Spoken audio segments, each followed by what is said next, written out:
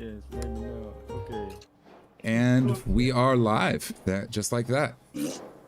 Hello, the internet. Hello, world. Welcome to the Secrets of Strahd actual play, our take on the Curse of Strahd campaign. We are going to be playtesting some of our own classes and races and subclasses today, and just having a good time. This is super informal, but we're trying to figure it out. Otherwise, I think that's the important stuff. Oh, apologies. We are using Sirenscape to present our audio, but all of the audio was made by our team, as was the virtual tabletop that we are playing on at farreachco.com. Check it out. Yeah. I think that's all the boilerplate stuff I wanted to say. Yeah, you nailed it. I nailed it. I'm okay. I'm not fired. Graphical intro. We have a lovely little graphical intro. It's not that graphical. It's not very graphic, very family friendly. And yes, correct. There's no blood. No blood. Not yet. Working on it. Maybe that'll be in the next update. But here it goes. Transition.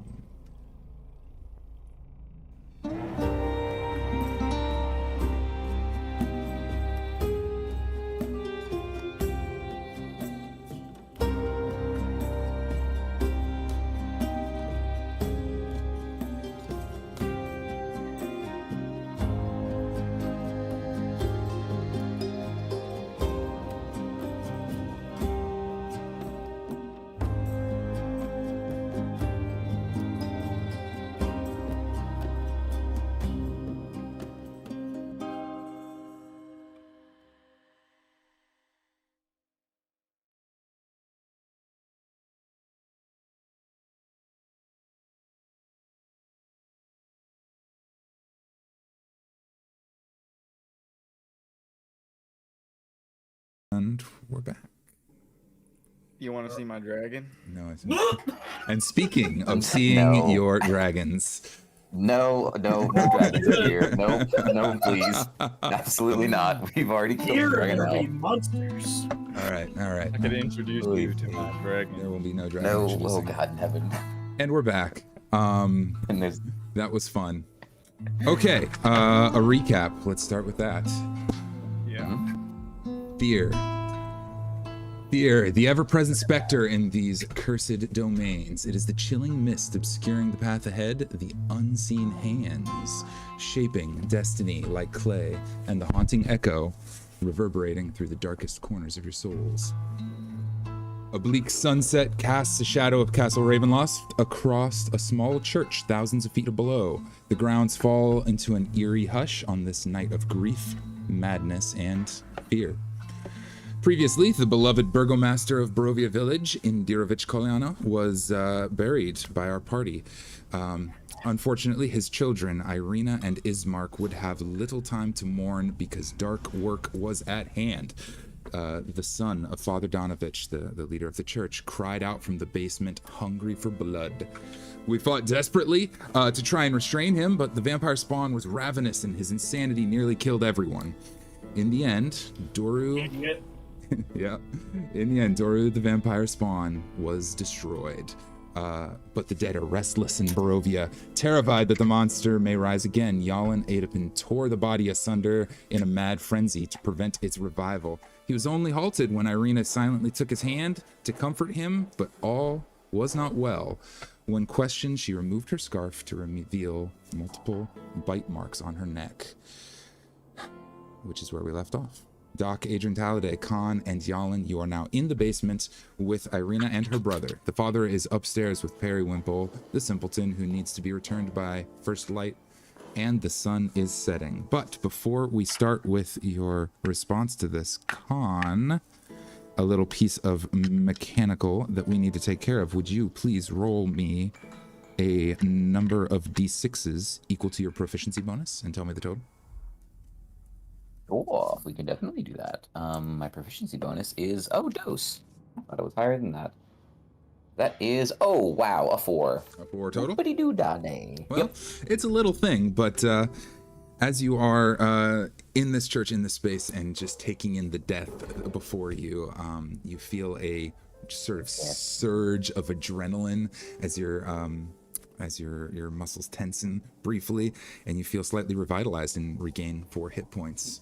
I will take it. A creature with a soul has died in your presence, while the blessing of the death god is upon you. So, as you are feeling a little bit better, you probably don't have much time to reflect on that, because Irina is still staring blankly towards the remnants of the vampire spawn, still holding your hand, Yalan, and just sort of shaking quietly. What would you guys like to do?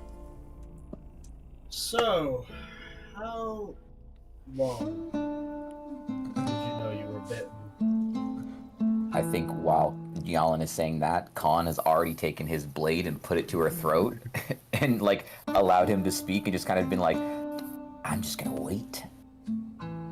Just keeping this here for safety. Absolutely. As she continues to shake, Khan, you'll feel that her brother Ismark is gonna rest his blade at your throat.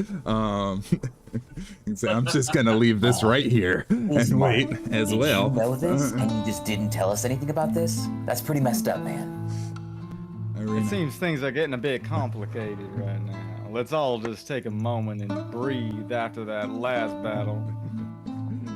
I will say I do not let go of Irina's hand, but I do have a dagger in my hand. In your other hand, yeah. Like, it's like, I'm not gonna hurt you unless I need to. she shakes and says, I'm not sure. I'm not sure. I don't remember. A while, I think. Her brother will say, "We'll kind of take a deep breath and let's take it easy. Let's take it easy. I saw them first 2 weeks ago." Obviously. How did you? Sorry. That's all good. I think Doc is just thinking of, well, obviously there's a vampire problem happening, and we didn't want to have to chop up the poor boy if we didn't have to. The circumstance was unruly and hostile, and it appears we didn't have any options to save him, unless anyone's got any other ideas. But as for you, with the marks on your neck, we better do something about that quick. So, have you changed? I don't understand why you aren't quote-unquote thirsting for blood, but he was. This is where I'm struggling. Can I roll a history check for that? Or nature?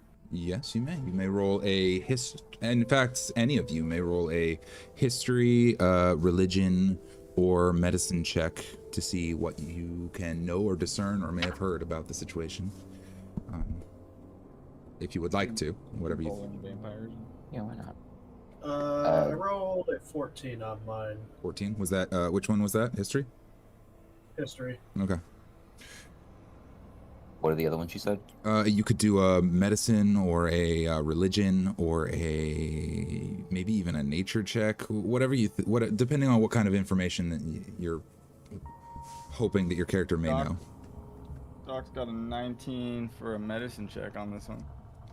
Okay. Well, we'll start with Yalan, who came in first with a 14 history. Stories of vampirism all abound. It's one of those stories of the night. You've heard them in bars and tales being told. People saying, when you get bitten, you turn into a vampire. Others say, no, they have to drink all of your blood or something. Somebody else says, no, you have to die first. If you die and then get bitten. And then somebody else says, oh no, you have to be bitten first and then you die and then you get turned into a vampire. Somebody else says, no, there's a whole ritual about it. Candles are involved. People have lots of stories. So, I don't really know. You don't really know, but you do know that it would appear that getting bitten, while that is a common story, is not necessarily the case in this instance. There may be more to it. I see the duality of Fang here. Mm-hmm. I see a ravenous being, and then I see somebody that is under control. That's what you see. Doc, with a 19 medicine check, some things that are clear. The wounds on her neck are slowly healing up. They are healing naturally, as any wound would. They appear to be in decent shape. She seems to have kept it clean and all of this. It's you don't see anything that is life-threatening or concerning about that. That is a stark difference to the hole in the side of Doru's neck. He had a section of his neck missing that, like, he couldn't live without. In her case, it's just a couple of bite marks that are sharp points, obviously, but are certainly non-lethal. Okay. And yeah, that's what we can tell there. No sign of infection or anything like that. They seem to be healing naturally. Khan, did you make a roll related to this? I have a question. So, confirm with me again. Yeah. How long has it been since you said that things just mysteriously started attacking or not attacking your house? I can't remember which is normal for this area because it's so friggin' weird. Well, I'm not sure. They've been attacking for a while, for several weeks. Would you say, they stopped attacking. 2 weeks, possibly? It could be about that. I wonder why they wouldn't want to attack a house of a vampire. Yeah, that's pretty obvious. I don't know. I'm not like him. Am I gonna be? She kind of shakes and she looks to you, Doc, and she's like, Doctor, you're a doctor. I'm not gonna become like him, am I? At the moment, it's real hard to know. I mean, all we've got to go on is these bite marks. But as far as your personality is concerned, it doesn't seem like you've gotten the hunger for blood, does it? No, not at all.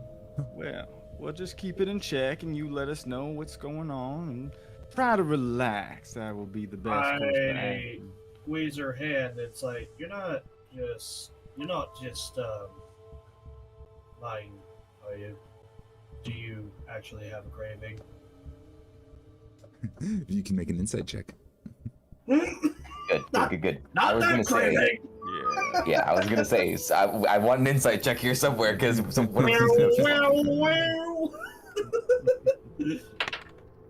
Oh, I don't know anything because I rolled a insight. You said Insight. Oh, 4. She's hard to read. Hey, whopping 4. She's hard to read, Yeah. but she is certainly scared. Oh, some things are hard. I mean, what? Yeah. Ismark says, perhaps we can lower the swords now. Still got his at your throat, Con. So we're doing the Spider-Man thing. Yeah. We're all the Mexican standoff. I'm just thinking the same from Pirates of the Caribbean, where they're all pointing at each other. Yeah. Ismark, I'm just struggling to trust either of you at this point because we've come and done you a very generous service, and for all we know, you could have just been bringing us down here to die, and you still could be planning this. Con. So in what way? You might be a Should I bit trust- paranoid. If they wanted to kill us, they would have done so already. Maybe they want to turn us. Obviously, we're still alive. If they wanted to turn us, they would have done so already. Mm-hmm. This is a tactic that we use all the time. Allow the imps, allow the pawns to weaken it. Well, then Come why in should we prepared. trust you if that's what you do? Yeah. Oh, I have no idea why you trust me. That's a terrible idea. I told you all from the beginning, but I mean, listen, you guys saw me stick my blades in a dragonelle and drive it like a joystick. So I mean, y'all got some drama that I can't speak to. Well, that's why we trust you, because you're honest about your dishonesty. An honest criminal, indeed. Yep. Now you got me there. Well. All right. If He's right, you know. anything, maybe having a vampire around will kind of subvert all the other obnoxious things attacking us, which seems to be in abundance in this town. I guess you two are coming with us then. I guess maybe we are. Swords down then. Yeah. Yeah. We all drop Come our on, weapons? come Are we on. in Yeah. agreement about dropping our weapons? Come Yeah, on, Khan Stouty. takes. Put your weapon down.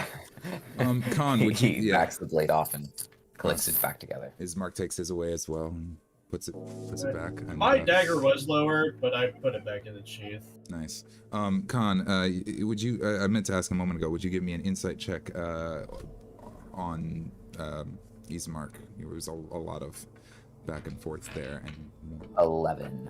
11. That is low. Okay, with an 11, you can see that. Unfortunately, his roll is much lower than 11. Unfortunately, He is honest in his friendship towards you guys. He would rather not fight, and you don't get the sense that he means you any harm. You don't. This isn't a malicious fellow. He actually seems like a kind-hearted type of guy. You don't expect any kind of danger from him, but he is absolutely hiding something. And you're quite clear. The shifty eyes, the whole thing. You've seen this before. He's got some stuff that he doesn't want to talk about right this second.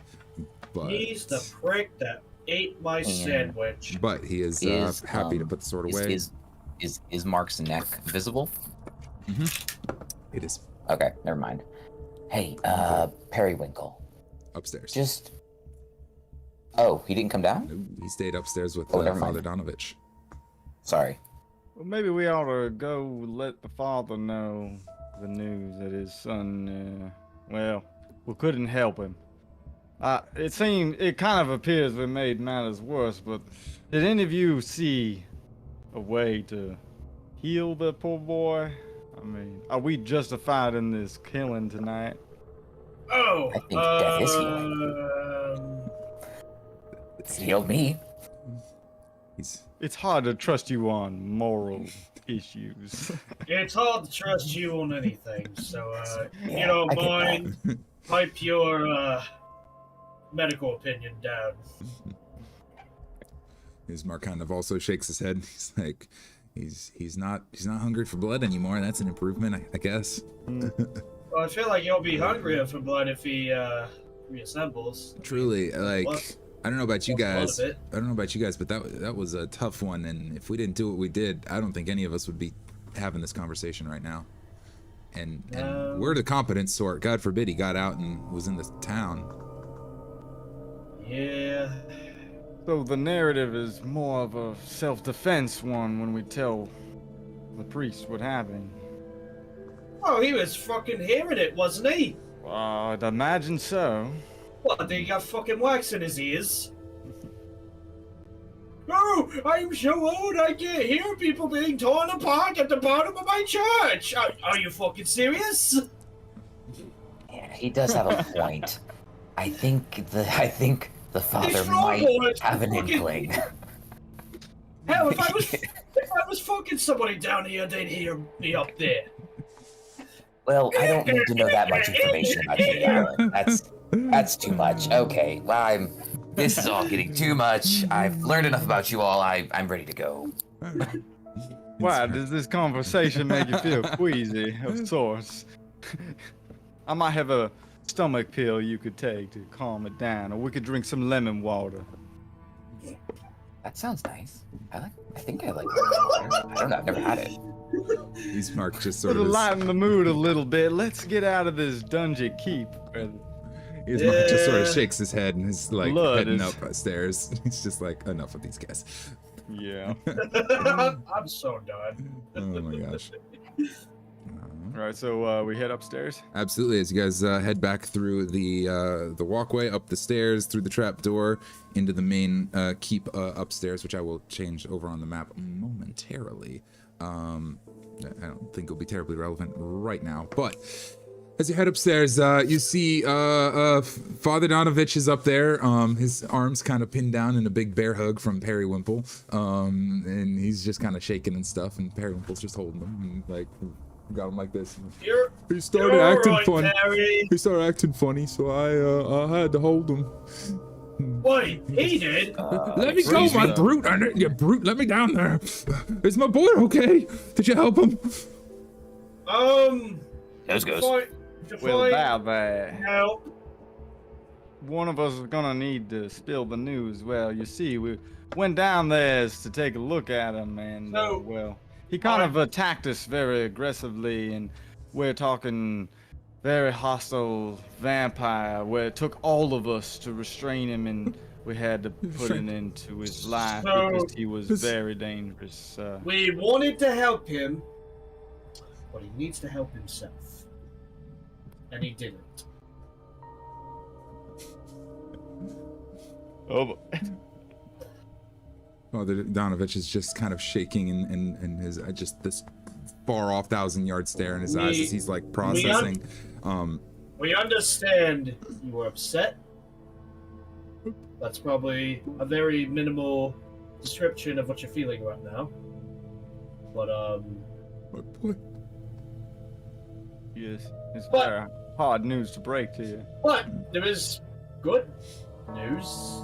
It's not really dead because these things don't really die, right? I don't know what that. I don't know. I'm not sure about how all of that works. I look back at Khan. He's like, that dragon. We thought he was dead, didn't we? Yeah, that's true. So maybe we did dismember him, but You're talking about the dragon now that we had. that one, Yeah, back in the woods, the one that attacked us on our airship on the way over to Barovia. exactly that And one. it was following us after we had slaughtered and torn it to shreds. So And then we saw Strahd bitch slap that one man to life. So who's to say what is dead and what isn't dead around here? If Strahd decided that he should be no longer in that state, he will decide that he's no longer in that state. Or And we some put it, Strahd weird turned them in the science. first place. put them in boxes. Well, Yalin, you might need to explain that he's kind of put in separate containers, so if we need to get him back together and Strahd to slap him back to life, it's going to be a little bit of a puzzle. well, how about we just say that he's been detained? in a way, He will not cause harm for the next, maybe about 24 hours. So he's good. Don't worry. It's all. he's sleeping in many places. Yeah. A real good nap. A real good nap and of a wider variety. Father is just despondent, and a tear falls down his cheek, and Periwinkle sets him down when he stops like struggling, and he just sort of sinks. Yes. You speak the truth in your own strange ways. The souls of this land are never lost. They always come back eventually. Perhaps his next life will be a brighter one. He just kind of walks off, and I need to see him. I need to see what. See it. Go ahead. And I pull Irina along and I try to get out of the building as fast as possible. He shouts back over his shoulder. The sun is going down, friends. You may sleep here tonight if you need refuge. Oh no, we'll be fine. I just get out of the building. That won't be the same building as this man. I'm not interested in sleeping in this place tonight. Yeah, Khan is not comfortable. That's not normal for him, for the victims' families to see the victim. So he's like, this is weird. Oh, okay. I'm very uncomfortable with this. Normally I kill people and then I leave and I don't see the aftermath. So I'm uncomfortable. I was about to say, wait a minute, a gargoyle at a church? That's abnormal. I mean, it's a very normal place for him to be, but like this just specific situation, he's not. He's kind of got ick hands where he's like, this is. Okay, let's go. Khan is going to use his second wind fighting feature to get some more HP back, because he does have that, so that's convenient. Good Because I don't trust that we're not gonna get into another fight and die. The streets of the city are dangerous at night. Cool. As you guys Dangerous and broken. as you guys leave the church, you hear the despondent wails of Father Donovich fading into the distance behind you. And Yep. the party is quiet as they leave. Don't this think we'll be gruesome sleeping scene. through that one. Good work, gentlemen. Yeah, sure, you can call it that. We need to. Darling, that was impressive. You did quite a bit of damage. I genuinely am. I'm taken aback. And Doc, that gun, that's something else. You might teach me something about that. That seems really advantageous. Oh, you want to take a look at it? He points I don't at know his how to use face. it just yet. Please don't kill I each don't other. understand how it works, but I would like to learn, maybe. It seems useful. Well, you see, there's bullets come out of that end. Bullet. All right. We need to get back to the shelter. It's not safe to walk the streets at night. Irina says, kind of pulling her scarf back around her throat. She said, we can. Well, it's probably not safe walking around with a vampire either, but whatever, we're still doing that. Not a vampire. I'm not. You know, he's got a I'm good not. point about that. Stop saying it. All right, sorry. No, Not yet, Sorry. at least. I'm not. Okay, We can fine, get back to the. fine. Let's get back to our manor. We'll be safe there. We can head back, but I have a question. Of course. Is there someone we can consult about these vampire matters that might have more knowledge and experience about the nature of such things? I wouldn't know who to ask. I probably would have asked Father Donovich, and we got what he knows from him. Maybe see. So in one it's of the a bigger mystery. cities, somebody might know more. Lots of In that rumors. case, we ought to be collecting our own knowledge and writing it down. That way we can be helpful to other people. Does there happen to be like a witch doctor or something of that nature in one of the bigger cities?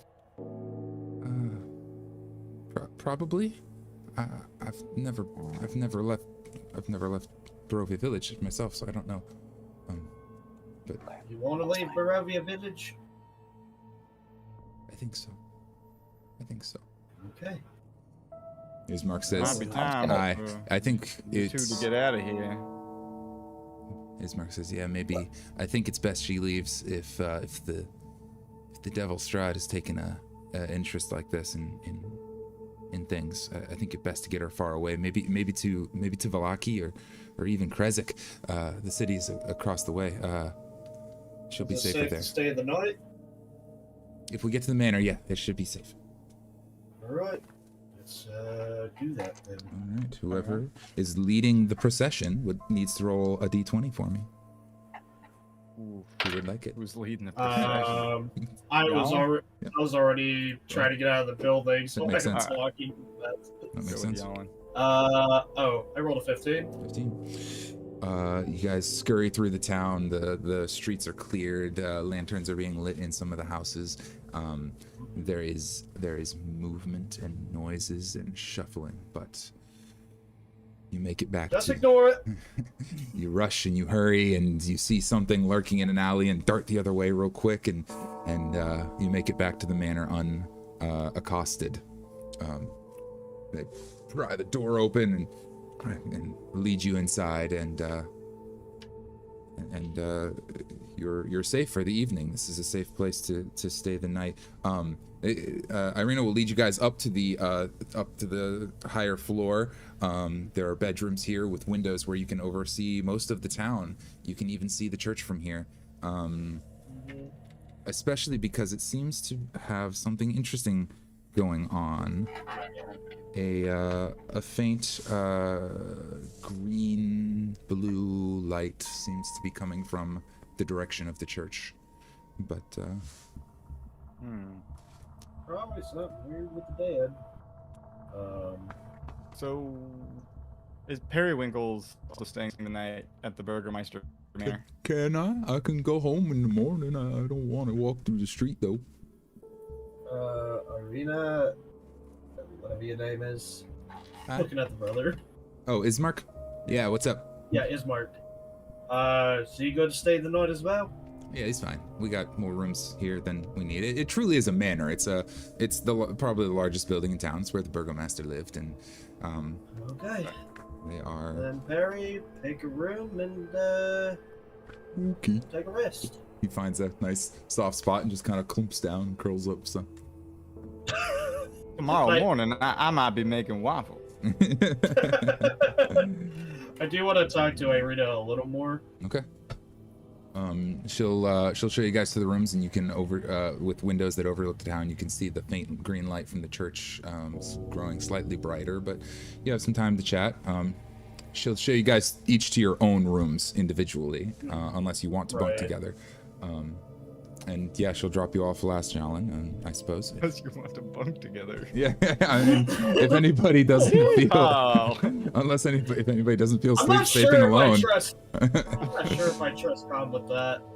Yeah, let's just. I feel like I'll wake up in a bathtub full of ice. And my organs will be gone, like all of them. Yeah, this'll do for you for the night, right, Jalen? Yeah. How you feeling? I haven't had time to process it all, but yeah, I'm hanging in there. Is that what's weighing you down mostly? Is the predicament? Yeah. I barely put father in the ground, and he's gone less than a few days, and I'm everything's already going to shit. He always knew what to do. Oh man, he would. Sorry, I guess I assumed I could hear this You conversation. could. Yeah, Just whisper. you're across the hall. Smoking in the hall or something. Yeah, Yep. Like drinking hand. I got cat ears. I can hear very well. Oh, that is also true. Well, yeah. Probably had a lot of experience on him. Yeah, he's been the burgomaster for years. Truly, everyone loved him. He always knew what to do. He laid a lot of words of wisdom upon you. I suppose so. Yeah, when he could, told me to, keep my mind sharp, and never to lose hope, and all of that. Stay positive, no matter what. Stay positive. Said that's the trick. Well, I guess that would be good advice around these parts. Yeah, folks let the despair creep in, and that's the end. You ever leave the town? No, I haven't. I at least I don't think so. No. I don't remember.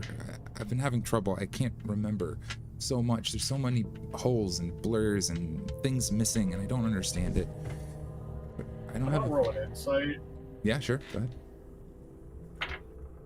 See if I want to try to see if I can see if magic is. It was an 11. 11. And you're wondering if magic is at play here, yeah? Yes. As a arcane rogue, you are able to detect when people can cast magic, and can instantly tell that she has some spells to her ability. As Oh wait, I'm touching her. Yeah, so you can automatically get some information. Now with that insight check as well, I'll say that 11's not too much. It seems likely that there might be something at play here. Like magic can fuck with memories. It can do that. You're an I want to try casting a spellbreaker. Okay. I'm gonna tell her first though. I'm not doing it not. Okay. I'm gonna try to do something. I gained a certain amount of skills in my line of work. Okay. I hold her hand and then I cast the. It's gonna be a little bit of magic. Are you okay with that? Well, yeah, I suppose so. A reminder that the spellbreaker is usually a sort of melee attack, a sort of like punch hit thing. It's so We can modify it Smash for on the this. head. Yeah, we can modify this like Pat her on the shoulder. bah, yeah. We can modify it in this case. Let's just make it a No. You know what? You know what I am gonna do? Hmm. I'm gonna flick her on the nose. Let's make this an Arcana check. We'll modify it for this particular usage. And attempted charisma check. Okay. I guess persuasion at that point. Start with the Arcana. Yep. Okay, that's a good roll. Hey! 67, 18. 18. Nice. We flicker on the nose. Doing. Shit. And you can feel a little bit of something disperse momentarily in her eyes, which were kind of glazed over, get like sharp focused momentarily again. She's like, and then start to fade again. But you have seen this sort of effect before. Whatever magic may have been on her, what we're seeing is lingering effects, not an active effect. But with that kind of high roll, you've absolutely seen this sort of thing before. This is the aftermath of somebody who's been under charm or mesmer type effects for quite some time, or quite often. So I have a theory on why you've been having fuzzy memories. What's that? Are you ready to hear it, or would you rather hear it later? You have a lot to process as is.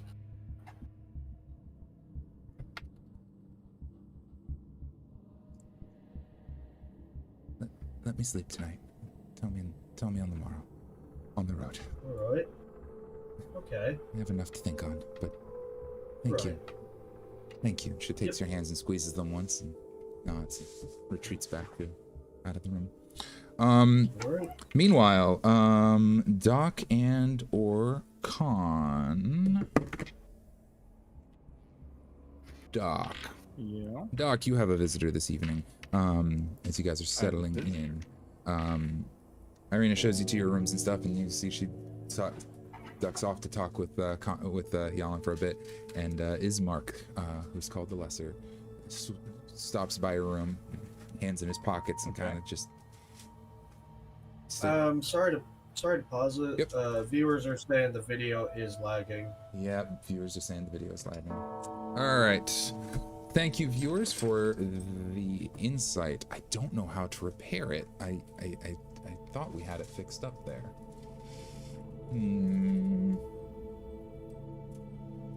Okay. Well, I don't want to. Yeah.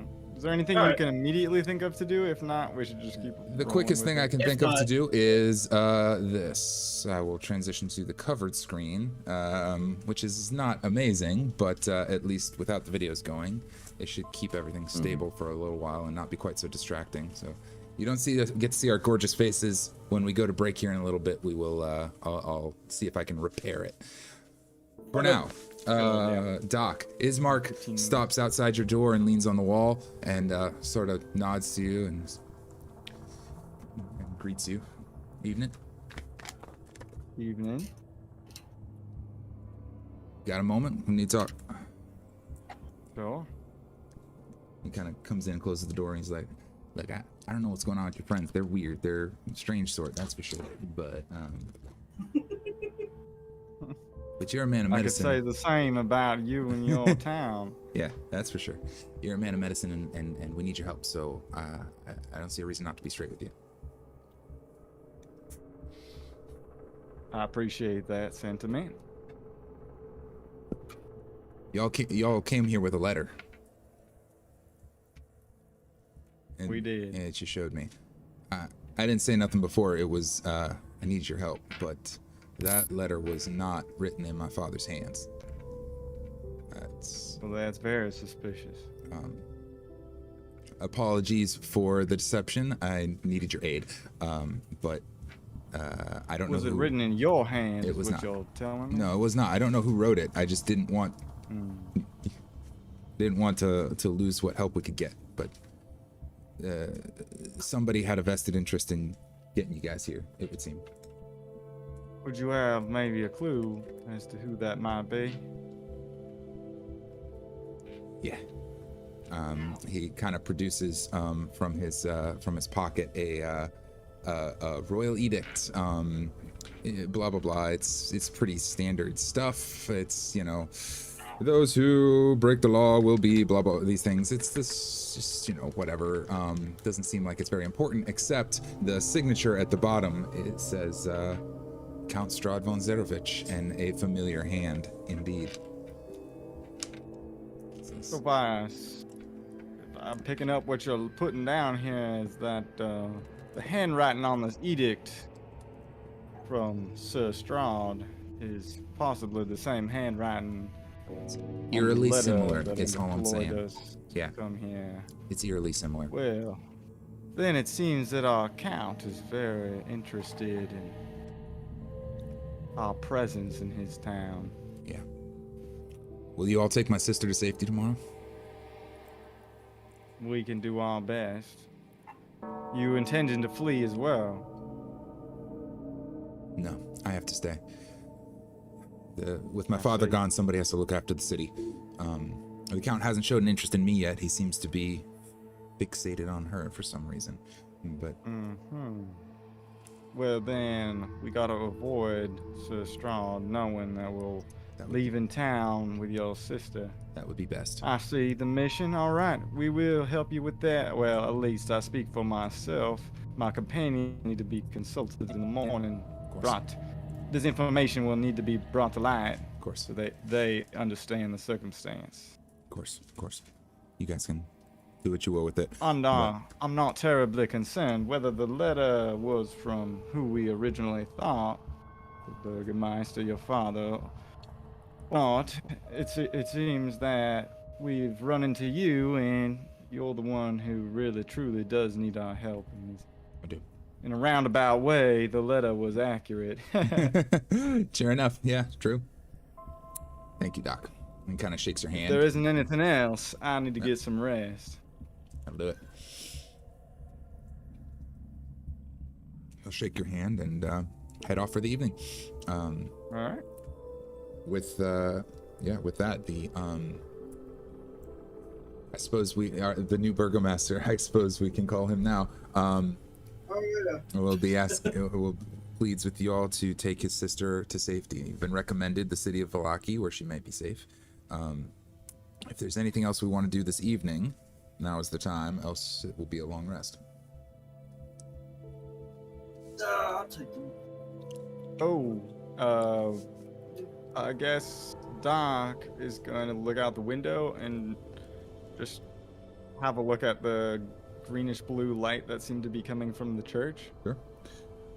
As you watch, an eerie green light suffuses, from the direction of the graveyard. As it grows closer, the light emerges as a ghostly procession. You see figures, shapes, come walking toward the town. Wavering images of dotty women holding great swords, woodwise men with slender bows, dwarves with glittering axes, and archaically dressed mages with beards and strange pointed hats and books and instruments of magic and swords. 10, 20, 50, 100, 1,000 people, ghostly figures, warriors well equipped and well armed, marching from the church down past the town and up towards the castle and disappearing off into the darkness. Is there a big demon on the mountain summoning them? There might be. So a strange procession of ghost-like figures in the hundreds to thousands are going from the graveyard to The castle.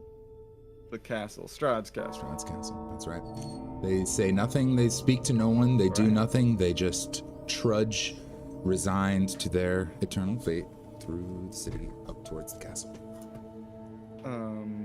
I guess maybe Doc will go, get up out of his room, go downstairs real quick and just ask either Irina or Ismark, is this a common occurrence? Have you seen this before? I assume you Notice. Yeah, Ismark kind of chuckles and nods. Yeah. Every night at midnight. Noted. Adventurers past who have fallen to the count. Hey, can you tell them to turn that music down? I'm trying to sleep here. Yeah. Yeah, a ghostly bard just lets loose a really awful tune. Yeah. Yeah. There we go. All right. Yeah, I That think was that's getting it. heavy. Cool. Haven't heard from you in a minute, Khan. Any last minute stuff before we get our long rest?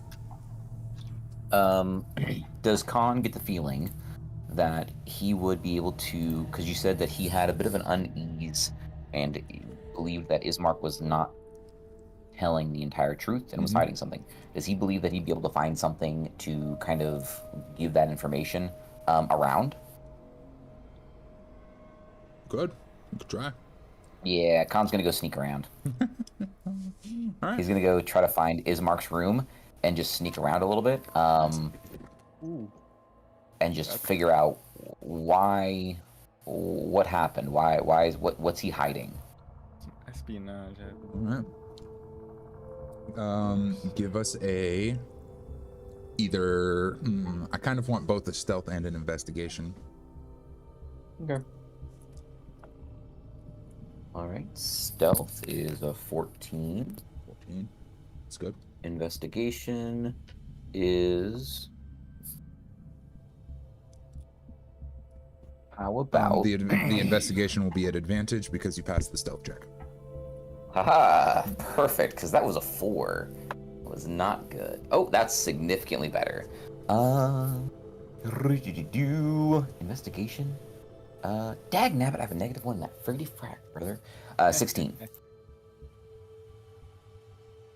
Still not Still a 4. pretty good roll. Yeah. 16. You see Ismark duck into the room to talk to Doc. And I will let you choose. You can listen in on that conversation or take the opportunity to go investigate his room. Yeah, he's going to his room for sure. Okay. That was his goal anyways. You find your way through the house. The door is locked, but like that would stop somebody like you. You make your way in one way or another easily enough with those rolls. And Ismark's room is a simple affair. He'll have a series of swords and crossbows and such on the at hand. He's a warrior type. As you're kind of searching through, looking for anything out of place, everything seems mostly normal. But you hunt people for a living. That's your thing. So you know where people hide things. Those are strong rolls. So what you'll find is a journal tucked under a hidden compartment under the bed. His diary. With stuffed full of documents and odd things of that nature, things that have been hidden away. Obviously, records are kept elsewhere, but he's kept some stuff here aside. You only have a moment to look through this document. If there's anything in particular that you're looking for, you can tell me. Not necessarily. I'm just looking for something that might catch my eye and be like, this might be pertaining to what he was hiding. Because again, so my thought process is we were talking about vampires and looking for any types of notes, and that's when I've noticed that dishonesty in him. Sure. So I'm looking for any type of journaling on vampires. 2 weeks ago what happened. Dear diary. Yeah, you find definitely a lot of notes on vampires and vampirism and these sorts of things. A lot of first-hand accounts, things that people have told. He's been collecting stories and stuff. Same problem, right? Everybody tells tales. How do we sort out which ones are true? He's been trying to solve that problem for a while and hasn't made very great progress in that department.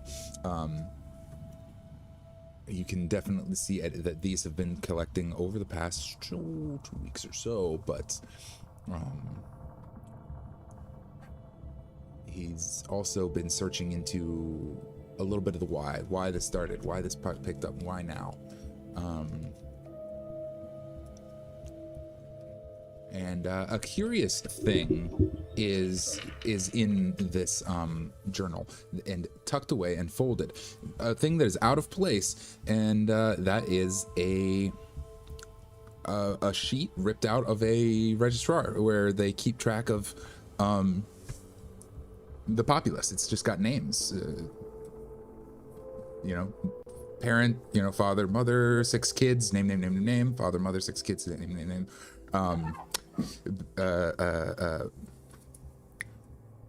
Indirovich is on this. Indirovich Kolyan, and his only son is Mark Kolyan. But Irina is not listed on this document. So he's an only child. He is an only child.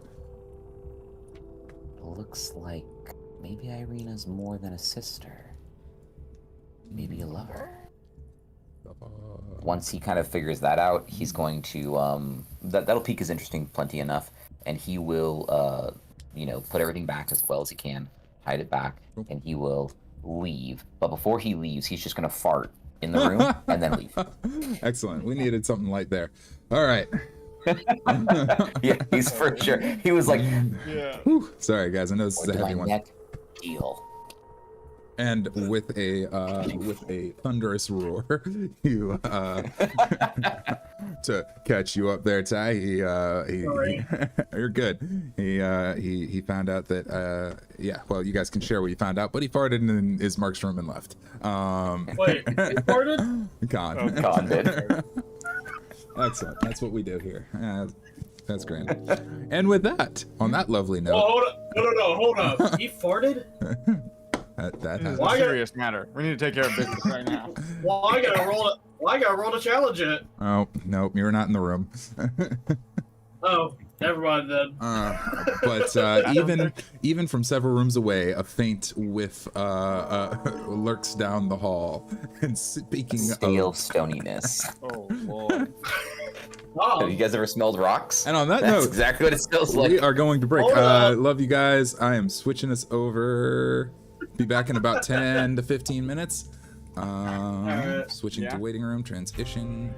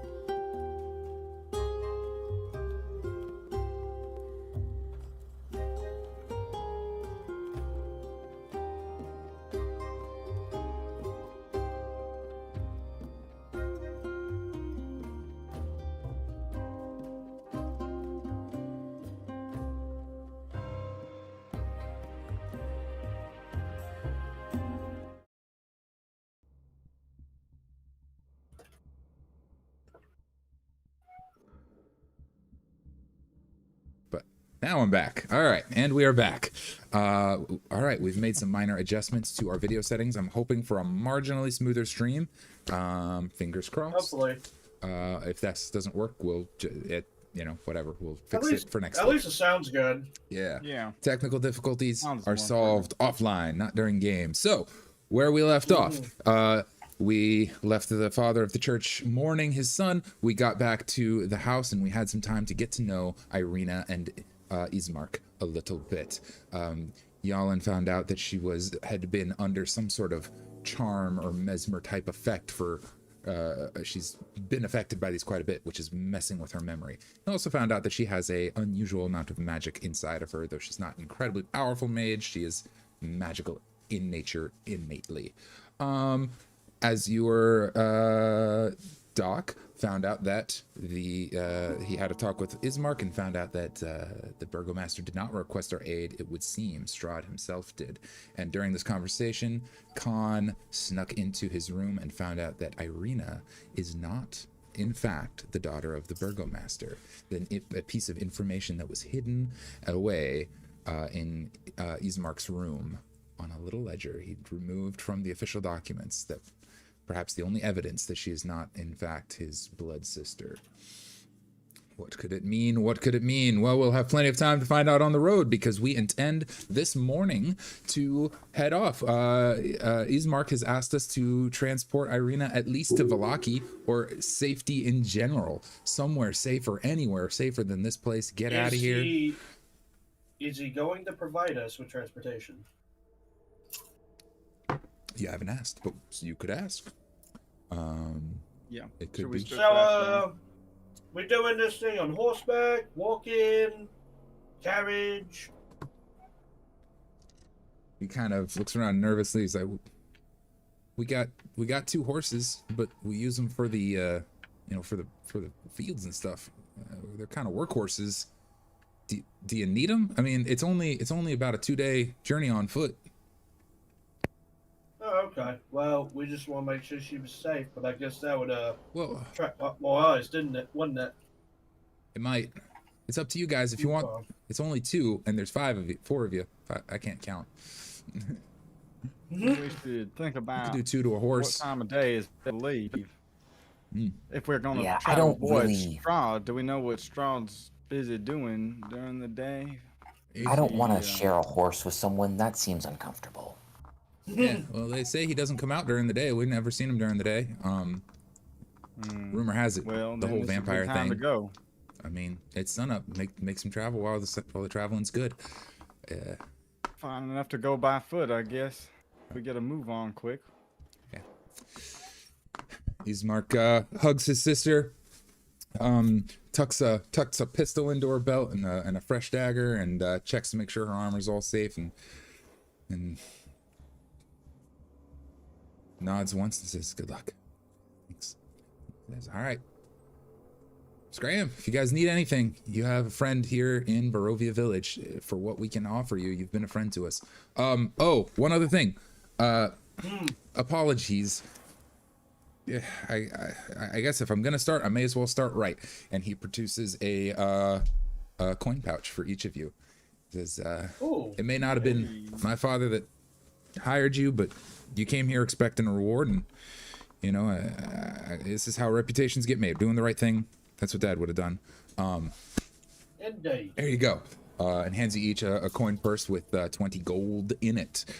Says it's not much, but it's a good start to get you going, and if you need anything, we don't have much, but what we have. Anna's gonna look at him and, "Wow, thank you. That's almost enough to adopt someone. Wow." I look over at Khan. I suppose. Are you guys looking to adopt? Oh, I don't know. I just, us gargoyles do adopt often, actually. It's part of our motherly, fatherly nature kind of situation. We try to make the best out of the situation. Adopt people's organs, adopt the brain matter, adopt their skin. See, Yalin gets it, man. I'm I not knew that's very why we got curious along. about these familiar matters, but speaking of familiar matters, let's hit the road with this here sister. See if we can get her out of town. Okay. Thank you Well, very first we gotta much. go bring Perry The back. gold, but yeah, that is the first order. Oh. That is the first So accord guys- we must make is Yep. bring Periwinkle back. As you guys head off, you'll pass right by Bildrift's Mercantile, this Perfect. main store in town. Perry will scoop you each up one by one in a big old bear hug. Like, bye, this was fun. Thanks for not getting me killed. That's Been a pleasure, Periwinkle. Thank you for your help. Anytime. Well, anytime Bildrift says it's Great okay. job, Perry. Thanks. You guys listen. are kind of scary. You could do better. One shot? Just telling you, you could do better. You're not just some I didn't do good enough? guy. No, listen. You could do whatever you wanted to. You're a smart guy, and you're a strong guy. Don't get pushed around, all right? You are a big, strong man. Okay. Thanks. Thanks for saying that. You got muscles as big as your heart. Yeah, I guess I do. Must have I very never big heart. heard life advice from a gargoyle, but you know, I would take it in this case. He's right. As you say your fond farewells, he waves and heads back inside, and Bill just is like, "All right, great job." He looks him over, not a scratch on him. Sounds good. You guys want to buy anything while you're here? You need stuff? We got all kinds of stuff. Oh, do I want to buy anything? Oh, I just brought your employee back, and Yeah, and you paid for him, and you brought him back. It was a great business transaction. Maybe we can do some more. I don't see any fishing poles. You ain't got no fishing poles on you. Y'all need some fishing tackle, maybe a basket. I got some nice baskets and a bell. I'll give you 30 Republic credits for everything in your store. I don't know what a Republic credit is, but I would be happy to add to the chat the inventory of his store if you guys are interested. Ooh, Yeah, yes. go ahead. Yeah, sure. I do. It's I'll in. in there. Let's check it out. Oh, But huzzah. for credits, we'll do fine. Yeah. Just a Google Doc at the moment. Nothing too fancy. But I don't have okay. access to it. Grab yes. last. Okay, hold on. Share. I thought I did Yeah. that. I thought I did You got that. control.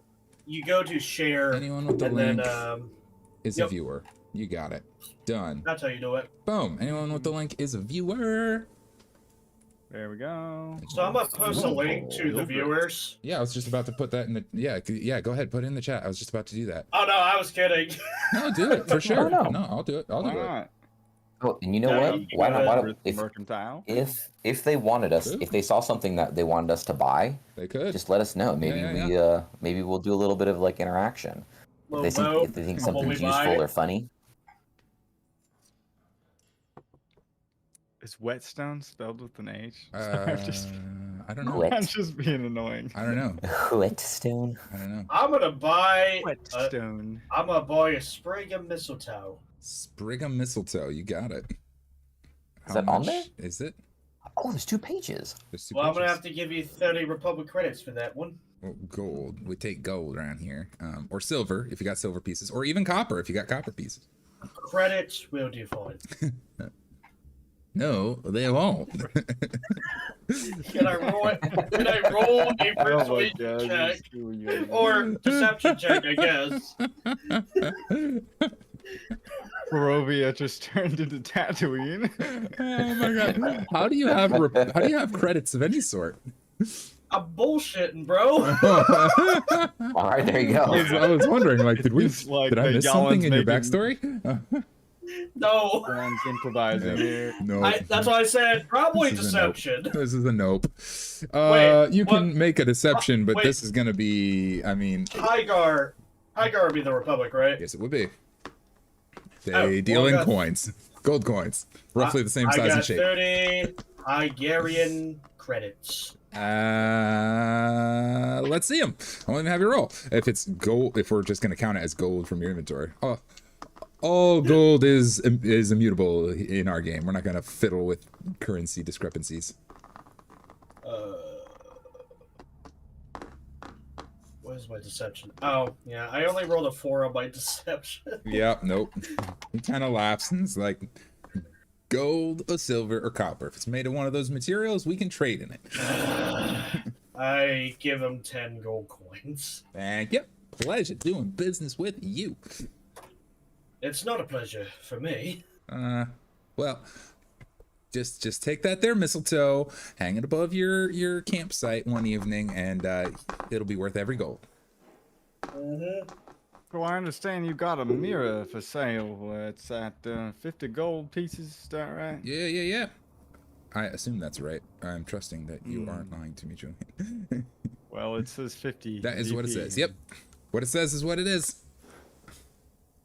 So Doc didn't have much money to begin with, at least. I think so. DM, like 6 gold, and we just made 20. I don't really have anywhere near 50 gold. It's a nice mirror, man.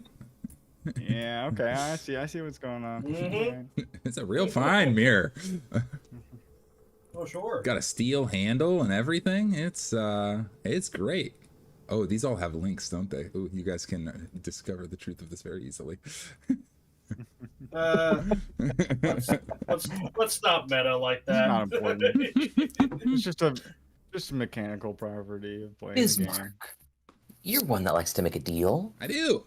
What if we kind of bundled things together? You know, you'll end up making more money, and we'll get what we want. What kind of bundle? I don't have one, and I don't think I have one, at least. This would be knowledge that I don't have offhand, just as a human being. Okay. Do I have a cloak? I feel like you do. Do you get one in like the Dungeoner's pack? Like, I don't think they ever communicate like get a cloak, and I don't think fighters start with one. So if not, then I want to. Alrighty, so Bismarck, I am real interested in one of these elegant Bildriths. Baby, hey baby.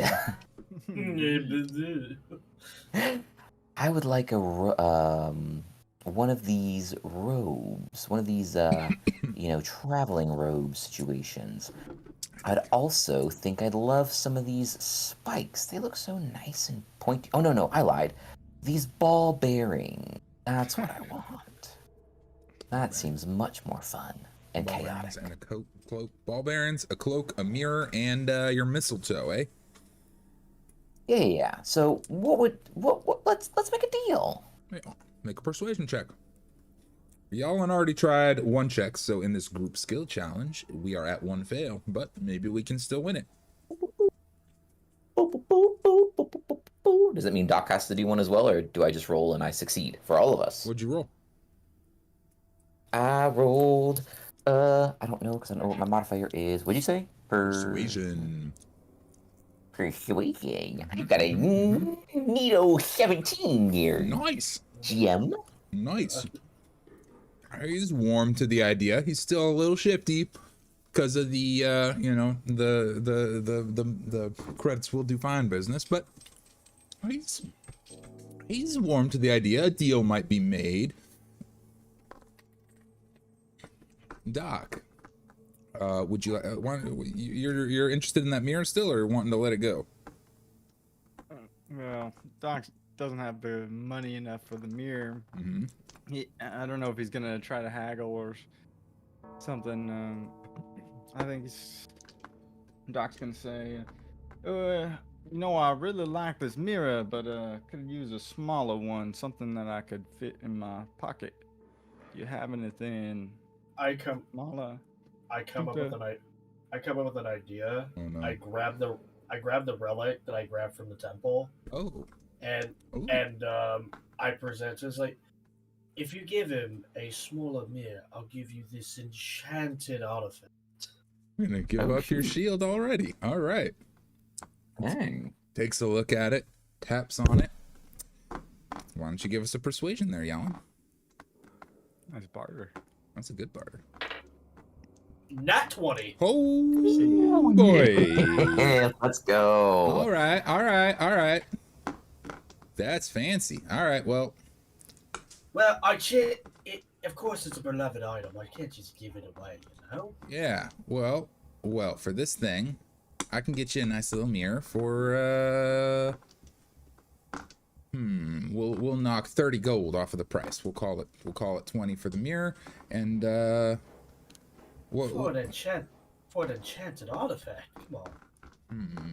you make a good point. Give him a demonstration about how enchanted it is. No, not necessary. Not necessary. That's okay. Okay. That's I mean, I okay. really like I'll tell you that what. idea. If your scary gargoyle friend over here wants to buy his things, that's fine. And then I'm willing to trade this this for the mirror. If since I'm getting some business today, I'll trade this out for the mirror. I think the mirror is probably worth more than this relic is. But as long as I'm getting some business, I'm okay with it. Well, I could demonstrate how the mirror works. Again, a Or not- smaller mirror, if you please. Yeah, like I a little don't need a full like a size like a little handheld situation. I Right. got you. You find something. It's a nice mirror, nice handheld mirror. Probably, you're getting the sense that old Bildrith has got some pretty inflated prices. This is proper, as I tend to do a bit of shaving, and it's an art form, requires the proper mirror, and your clients needs to see how lovely they look in the reflection. Yep. Can I roll for sleight of hand To do what? to knock him out? To knock him out. The shield. The thought crosses your mind, and Perry stands next to you, like he won't like that. If you want to. Hey Perry, can you look away for a minute? Nope, I can't. This is my job. As a favor to a friend, please. But I can't break the rules. I have to make sure everybody's real good and honest in here. Y'all, You it's told me everything all you told right. me to be a good Look, man. we got the funds to get the things we need to get out of town. I give him 3 coins. Kind of looking at Y'all, the we coins. came to be helping the people of Barovia. He's like an angel on my shoulder. Yelling. Now, let's show these people that, we're honest, and we got the money, and we take what we need, and we'll be out of here. But he's not honest. Next time we can shake him up for a chance if necessary. It is unnecessary. You are right. Look, folks, I know. I seem like a greedy, dirty fellow, but I'm the only shop in town, and every coin we get in here, I can keep this business running and get more stuff in here, and that's what keeps tools in the hands of our workers. And if I go out of business, ain't nobody got nothing. So I'm sorry I gotta charge a lot, but I gotta charge a lot because we ain't got shit here. He's right. It's hard to get things into Barovia. So you ain't got no supply line, is what I'm hearing. Look at this place. No, nothing. And look at this place. It's falling apart. You think I'm making anything off of this, son of a bitch? Okay. Oh, bitch. Well, Hell, I lost money last month. Dang. Well, let's get our stuff and let's head out. All right. You give up the shield. You I get gotta take that the mirror, and what we will do, since I lost track of everything, Con, the things you wanted to buy, you may buy at half price. Okay, sweet. Which was the cloak and the I'm gonna ball add a bearings. Is that mirror. right? To my inventory. Yes. Yep. Go for it. Handy things. Cool. I'm Thank so you. glad that this little chart Yes. came in handy. Yay. All right, and they wave to you, and you know what? A little bit of levity for the road as we are heading off. There is a song in your heart, and feeling good. We're on a mission. The sun's rising. It's a nice early morning. The road leading out of Barovia City is clear. It's a good day in a dark place, and on the best of days, the sky is grim and full of clouds and mist, and still dark and gloomy. The trees, At least that. everything. Oh, you don't gotta worry about getting sunburned here. And I look at Arena. What's a sunburn? Well, you see how my skin's all tanned and all? Yeah, I see it. Calm down, we're in public now. Oh, sorry. No, well, Sorry. the sun beats down on you a lot, and if you get too much of it, well, it doesn't feel good. And somebody of your complexion... Yeah. I saw the sun once when I think. Anyway. Off we go. Just kind of pull stuff together and off. Off she goes. As we're heading along the road, Irina's losing it. we are gonna, a couple of things are gonna happen. Can I ask who's in the front of our party? What does our traveling order look like? I think Doc would take the front this time. That sounds good. That sounds real good. Doc, in that case. Con is in the back, like normal. Excellent. And the lovebirds are in the middle. Accompanying Irina. Yeah. All right. Fantastic. Of course he's with his girlfriend. That happened real quick. All right. Anna's gonna be making smooching noises while they're in front. Con, you want to end up in a tub?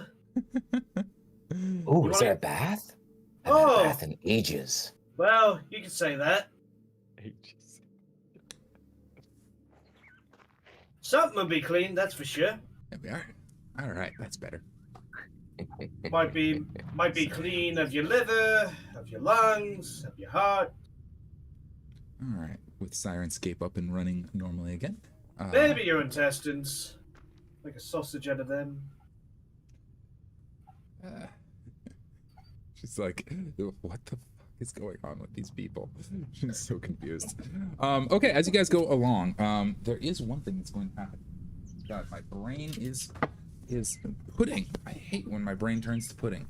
Isn't that just the worst? And Yalin sitting in a tree. Take your time. There is, however, as you guys, well, first things first, Doc, in the front of the procession, I need a flat D20 roll, please. Of course you do. Here to provide my services. It is, yeah. I got a 3. A 3. Excellent. Arnar. Cool. You guys are, continuing along the road, and there is out ahead of you a little cart, a little cart with with looks like maybe a donkey, dragging it, and with a little wagon behind, just on its way up towards you guys, approaching. As it grows closer, there appears to be a little old lady sitting in the top of the cart with her little pipe and just smoking something from the pipe. She's just kind of off in another world. You guys want to how do you guys want to handle this? You're on a single file road. We're gonna cross paths with this lady. She's heading the opposite direction toward Barovia Village. Okay. You want to say anything, do anything, or walk on by? Just wave like nice greeting. Smile way, boys. Yep. Smile and wave. Oh, hi there. Morning. Don't see many people on the road. How are you? Good, and you? What about you? It's a lovely day, except for all the awful things. But everything else is nice. Isn't it always? I don't recognize you lads. Are you new around these parts? Does she like pull her cart up to the, just to a stop? Yeah, she'll pull it to a little cart. Irina's she's got her cloak kind of drawn. She doesn't want to be recognized on the road and kind of sits quietly, backs away quietly. Obviously, she's trying to be incognito. You could probably say that. Oh? Who's asking? I'm asking, and I have a name. That's what I was asking about. And it starts with an M, and it's on one of these pages. Oh, So obnoxious. So obnoxious. Why would they She's put just it looking through. all the way over she's here? She's looking through her paperwork. Yeah, flipping notes. What's my name again? Sorry, buddy. What is I was about to say. This lady just became real forgetful. I was about to say. Does Strahd just have guards Morgan. walking around Morgan. going papers? Papers, Morgan. please. Name's Morgan. Sorry. I wanted to say Mary, and I knew that wasn't right. It's Morgan. Oh, Hi. Morgan. Hi. She's got kind of Hello. loose robes, brown robes, some flowery garland around her neck, a little thing tucked in her hair. She's probably 50, 60 in that area, graying in the hair, but taking care of herself. She looks all right. You know how it is. Hard to tell sometimes. What you do around there, Morgan? Oh, I make pastries. Oh. A wink. She winks. Oh. Wait, you going any? You bet. New batch.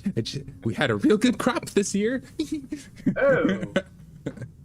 Doc chimes What in. flavor Is are the number 420 mean anything to you? I don't know what you're talking about. Alrighty. Well, how many brownies you got up in there? Bunch. I gotta take them into town, but you haven't ever had them, have you? You're new. Oh no, I'm not new to that. well, house rules. The first. Ooh, that was scary. The first. Oh well. The first set is always half off. So 2 gold per brownie is sounds fair. Got 2 gold. That does sound fair. I do have 2 though. Pulls out a rather large, tasty-looking pastry, brownie thing. A whole basket of them. I want to try buying for the whole group. Okay. So, what is there, like 1, 2, 3, 4 of us? There are 4 of you, so it'd be 8 gold. Okay. All right. 1 each. So, I'll get you. All right. It's a good snack for the road. Yeah.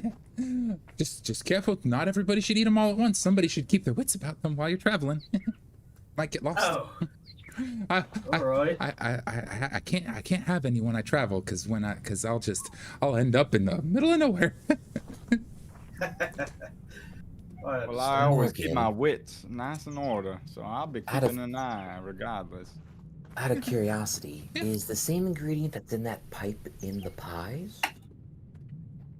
Right? She's like, oh, that explains everything.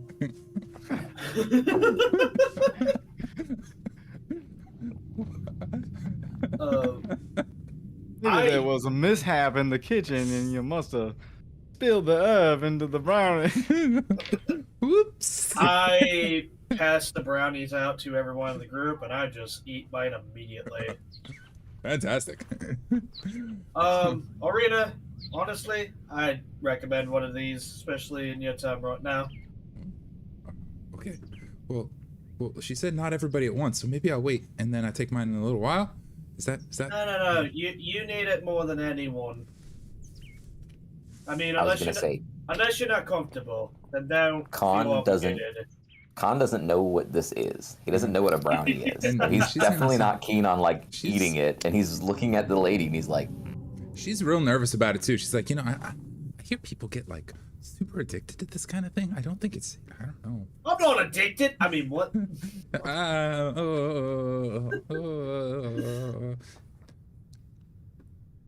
I'll think about it. I'll You think know about what, it. Jan? I'll think about Thank it. you. I'll think. I Thank you. This appreciate is it. kind. I'm gonna think about it for just a little bit, and then I'll have it in a little bit. Okay. I just let Khan me wraps it up get and puts mentally- it in his backpack. Okay. Excellent. Doc And, just breaks it in half and starts munching on Starts half, munching. saves the rest for later. excellent. Oh yeah, I wasn't that smart at all. I ate my whole The whole thing. thing. Well, you dears have a good time. I'll see you around. I'll get around the cities. Thank you, madam. My Oh, pleasure. hey, actually, Morgan. real quick, where did you come from? And where did you go? And where are you going offhand? Well, there's Well, I live at an old mill up the way. If you're heading to Valak, you have to veer off to the right, and it's another day out that direction somewhere where I grow things. A magical mystery tour. But So, I'm is heading there down a- to the village right now. The folks there love my pastries. Keeps the whole thing. Oh, I do too. Is there a safer route since you've traveled these routes pretty consistently? Is there any tips and tricks you can give us to make sure that we stay out of danger? There is. That's very smart, Stony. There actually really truly is. And she does. She gives you great advice on the best route to take. I want to say the North Road, but it might be the South You Road. have been, Morgan, you have just been an absolute pleasure. She gives you great advice. Can I call have it now. you? I don't know what I'll call you, but I'll think of something in my native tongue. Well, her name is Morgan. You seem very Morgan's motherly. nice. Is it? Hey, Yalin, Right. Doc, is this what moms are like? Yeah, typically. I mean, she's a cool mom. Grandmas? More like a Let's go with grandma. mom. Let's go with Okay. mom. Ladies, And- My oh, grandma tried to stab particularly me when I was an aunt. at least 100, so She works. You're I've got silly very odd boys. family dynamics. All right, Bartholomew. Pats the mule. Off we go. At least he knows where he's going. Bartholomew. Oh man. I like it. I laugh like It takes off. I laughed at that joke. It's not even that funny, but I am just dying. That was a good one. That was a real good one. All right. Well, she heads off with a wave.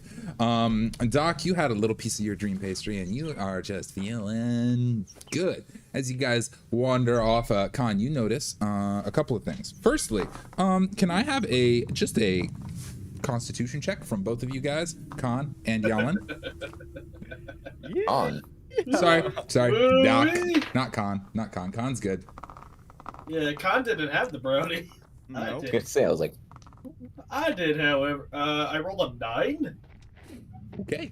And Doc.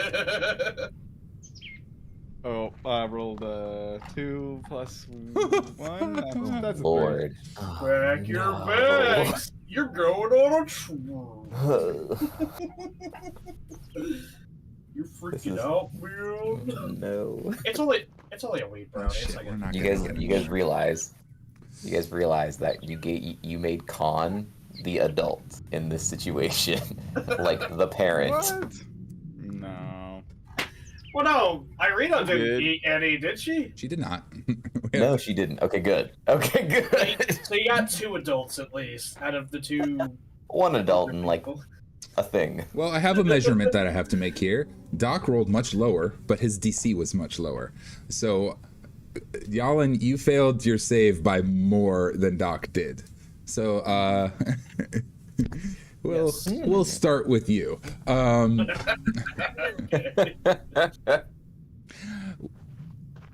You're walking along, and we're gonna take a moment here. I need you to tell me about a time in your life, in Yalin's life, when he was truly happy. A time when I was happy. When Mum was still alive and I'd have the fresh smell of cookies out of the oven. How old were you? Wow. And I was probably about 6 or 7. And we lived in a warm little cottage out in the village. You see the warm little cottage, and you walk towards it, and you hear from inside, "Yalin, come on in, dear. The cookies are ready." Alright, I go in, I hear Dad chopping the wood in the backyard. The birds are chirping. And I just go into the very warm and welcoming home that I remember.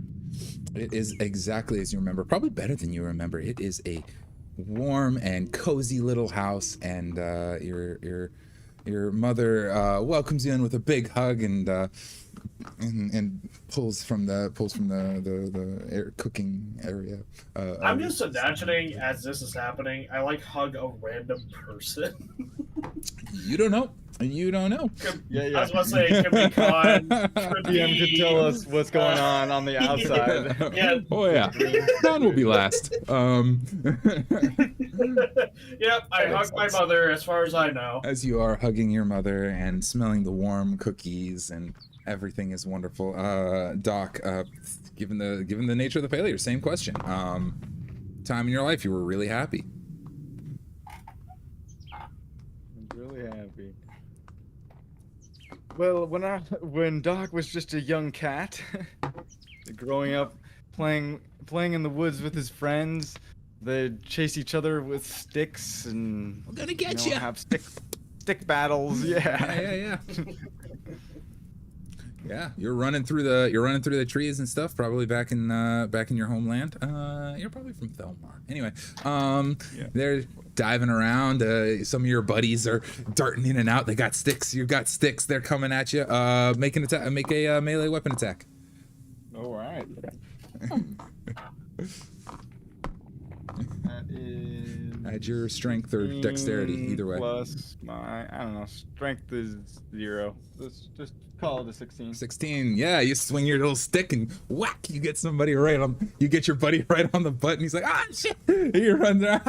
He grabs the stick and he swings back at you for 4. He comes in and you duck low, right over your head, roll back and Con. Oh no.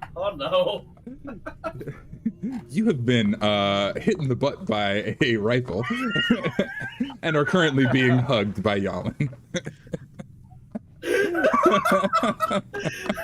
What a lovely scene this is. And it's a real hug too. Real hug. You can feel the love. He's like on his knees trying to be right. And it's weird because you've never seen Yalin being this loving towards anybody. So in the time I you know him. genuinely think, to do this justice, DM help me here. Yeah. I think because Khan hasn't really had like affection really in his life, so to see how he reacts to this like hug, would it be like a Constitution save to see if he like cries a little bit? Yeah, a con, maybe even a Wisdom or Charisma save. Yeah, like what do you think? I like Charisma for this one. Yeah. A Charisma save, right? Okay. I like that. I mean, I probably passed. I got a 15. A 15. So I think. Yalin. Yeah. What do you tell me what happens? Yalin, would you make a persuasion check to contest that? Oh. Okay. This is interesting. How endearing is he?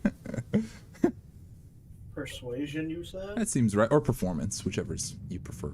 Probably persuasion. Persuasion, yeah. It's I rolled an 8. 8.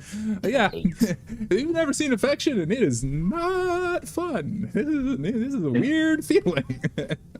You're being hugged. Extremely uncomfortable. Especially because you just got whacked by a little long rifle for we'll call that an improvised weapon attack. You take 1 point of damage. Since he doesn't have it. But it missed my armor class. Oh, it missed your armor class. Never mind, you're good. Yeah. Thank you for adding that. It whacks you, but not hard enough to do any damage. You're good. Yeah. So Kana's just standing there being hugged by Yalin, and he's just like, And then he gets smacked. He's like, okay. Doc is rolling Irina, rolling you the other need way. to figure, Irina, if you don't step in, I don't. What happened to them? What's going on? Don't know. I've seen people acting But weird you down live at in the the town. tavern, but I didn't think. Maybe Khan's gonna take his finger and he's gonna put it on Yalin's head and just go, we're done now. Thank you. What do I see in the hallucination? You see your father scoop you up from behind in a big bear hug and spin you around one time, and you kind of fall back. Does Yalin fall to the ground? Oh yeah, you're prone. I love if Doc just like accidentally fires his gun way up into the air. Yep. Birds flying. Shit! What is going on? Irina, can you handle that one that has a crush on you? Can you handle that, please? Okay. Because I can't right now. Well, I'm gonna get you boys. Keep on running. That's right. You're never gonna get us. We're way too fast. They take off. You see, probably. I don't know. Do you have any like siblings, or are these just friends from around town? What's the situation here? Just friends I grew up with in the neighborhood. Yeah, they plop down after a long chase and kind of fall back on the side of an outcropping overlooking a large canyon. And the sun's setting off in the distance, and like, hey, Adrian, come on over here. Check that out. Look. Oh, what's that over there? You see a ship flying off, pulled by a couple of large eagles, and your friend goes, one day, I'm gonna fly on one of those. Yeah, sure you will, pal. You coming with me? You bet. Yeah. I'll be flying along with them eagles. You got it, man. A moment of inspiration here. Adrian, what was your best friend as a child's name? Let's go. We call him Gad. Gad? Yeah. With a G? G80? Yep. Cool. Gad reaches over to shake your hand, and as you go to shake his, he fades into a poof of smoke, and you find yourself laying under a tree with Khan trying to figure out what's going on. Yalin, as for you, your father's spinning you around and sets you back down, and he says, you're gonna do all right, son. You'll be just fine. And goes to clasp a hand on your shoulder, and also into a poof of smoke, and you're back, and Irina is like shaking you by the shoulder, like, are you okay? Oh, yeah, better than ever. Both of you are. Sent for me. The both of you are doing here? dazed, Taking a but break? okay.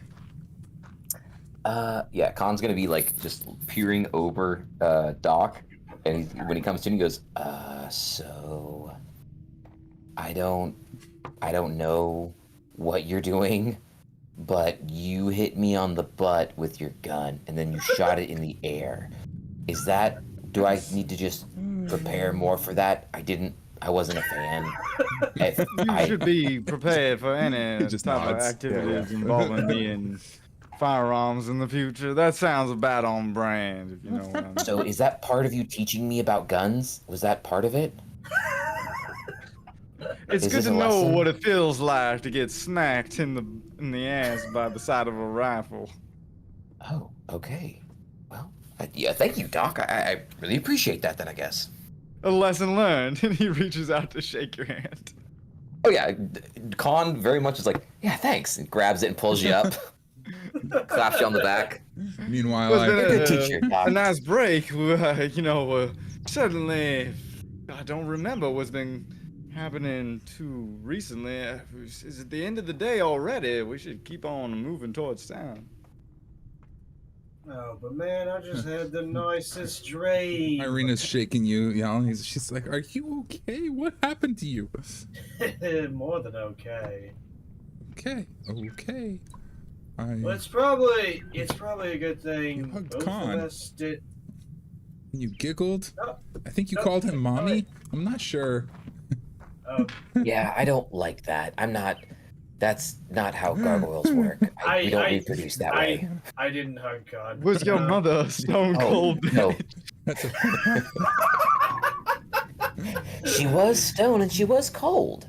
I don't know what that other thing is, though. I think I'm gonna save my pastry for later, if you don't mind. Yeah. It looked like they're a little stronger than we expected. Recommend controlled environment for these. I hate to interrupt, but I could use another bathroom break. All right. And we are nearing our time. We can call it here, or we can continue for another little section. There is a piece that I really was hoping to get to today. How are you guys feeling? We can just take a bathroom break here and then. Yeah, do a little bit more. Half an hour. or so. I'm into that. Okay. We'll take 10. We'll be back at 5:10, and we'll wrap up.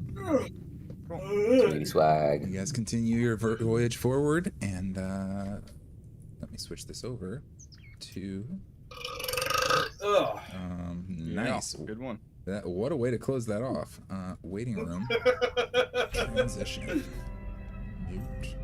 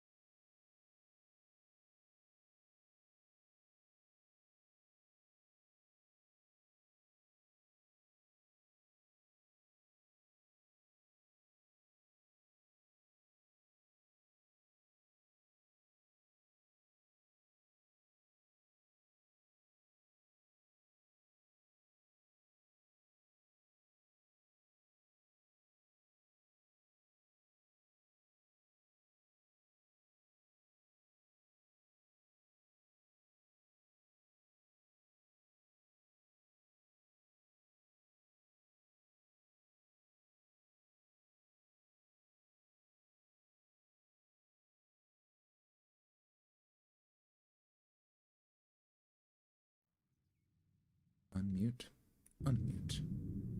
And we are back. Turn this up a little bit. Okay. On the road to Vallaki, our heroes encountered Morgan, a sweet, forgetful little old lady with some dubious treats. They had Awesome brownie. I see what you did there. They had quite a trip on some really interesting brownies and got to know one another a little bit. But we're back on track now. It's past midday. We're heading off through the forest. Now, it is approximately a 2-day walk from Barovia Village to Vallaki. Now, you have options. You can walk there normally, takes 2 days, or you can walk there expeditiously, moving quickly. This risks danger on the road. You're making more noise, you're not paying attention to your surroundings, you're moving fast, but you'll get there faster. So it's more dangerous, but less time for danger to happen. Alternatively, you can move slowly, get there in closer to 3 days. You'll be moving more carefully, more time for bad things to occur, but a much lower chance, and if they do, you'll have a more advantageous position. How would you guys like to handle your travel? I'd say do it normally. Yeah. Ooh. Okay. With the I was gonna say road. all gas, no brakes. The only thing is, if you do that, you'll get more thrown off easily, as opposed to if you're a little more relaxed about it. You Take it easy. Yeah, you'll get to have some time to react. Yeah, I think would Con lean would probably towards want to moving go slower. Yeah, but me as the player is like, yeah, go fast, yeah. But Con is definitely gonna most likely be like, leisurely pace, just checking everything out.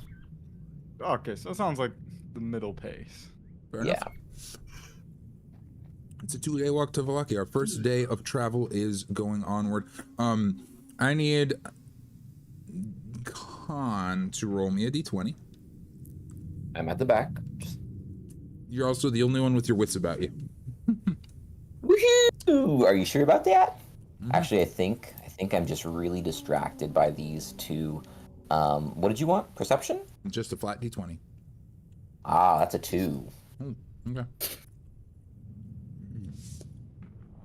A 2 is actually, in this situation, it's solid. Yeah. When rolling on tables, high low doesn't always matter. True. I just like having you guys roll it. Oh God, no, he's dying. Those brownies. Yeah, he's eating The devil. Had too many dream devil's pastries. I'm in brownies. trouble. Okay. I have recovered. Passed my con save. Finally. Nice class. As you proceed through the Svalak wood on this old, musky kind of road, you come across an area. You hear it first before you see it. The flowing of water, off in the distance. And as you head closer and closer, you see the Ilvis River, clear and blue river going by, and the road leads off to a bridge, an old rickety bridge across the river. Now, I have some interesting things about the river crossing that I need to get to the correct page to read you about. I need to get my page game on point here, man. Got me jumping around too much. Put things together when you write your own books. Well, all right. As you approach the river, there is an old rickety bridge heading across. It's pretty wide across this river. In fact, I even have a map for it on our thing. Though again, not sure it is going to be super relevant, but I will take us there anyway, just to be safe. Boom. F underscore letters is the one we are looking for.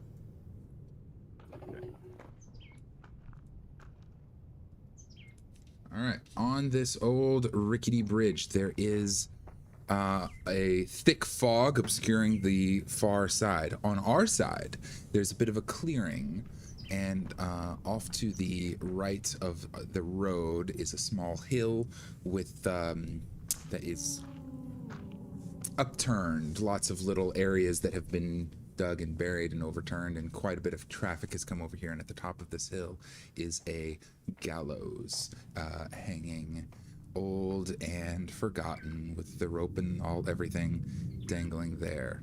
I'm going to roll a die right now. There is a figure hanging from the gallows at this time.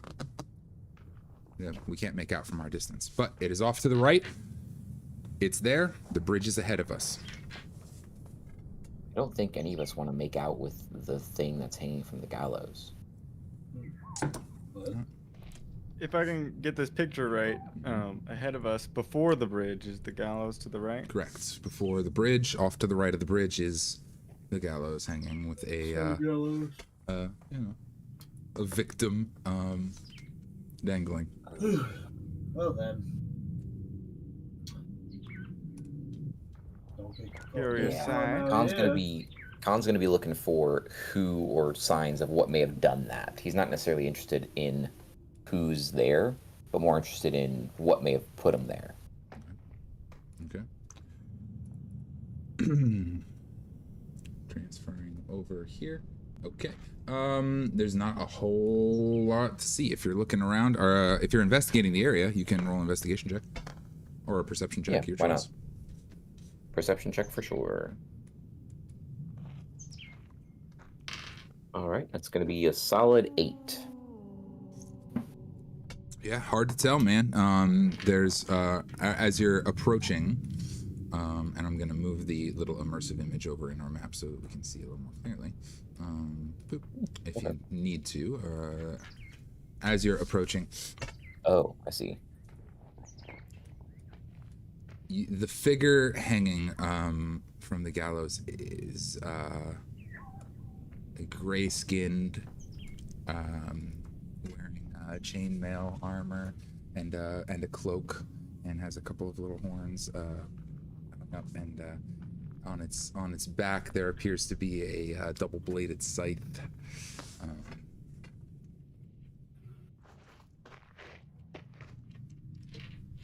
Do we all see the figure this clearly? Khan's the closest. I don't.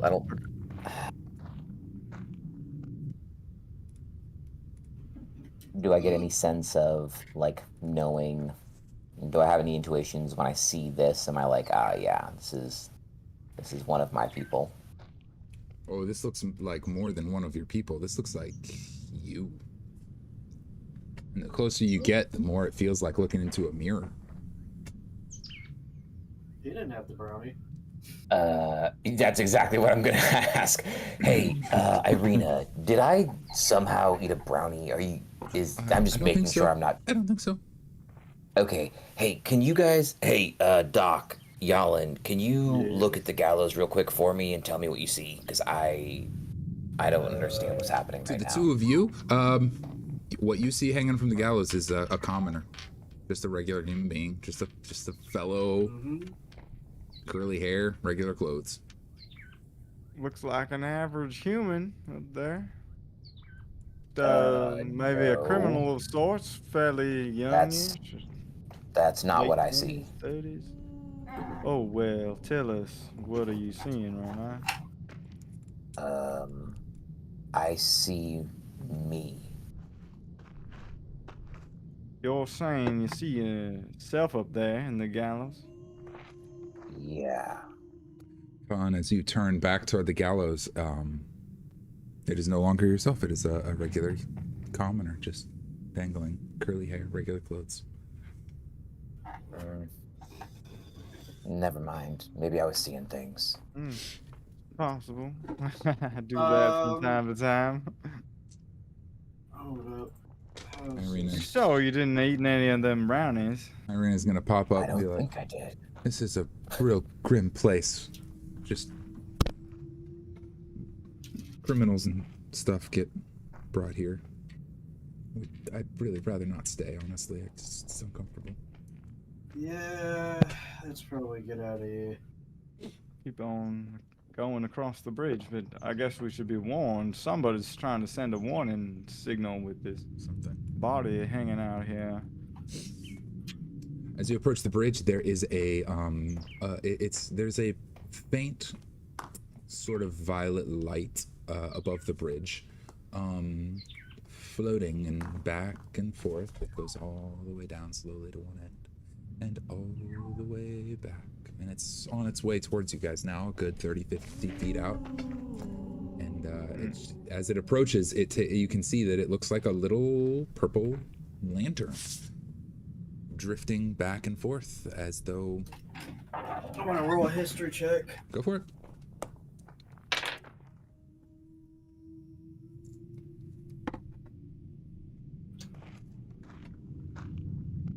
17. 17. Give me some indication of what you're trying to ascertain here, specifically. So that's a pretty good roll. Some Barovia lore about bridges and rivers and lanterns. Let me see.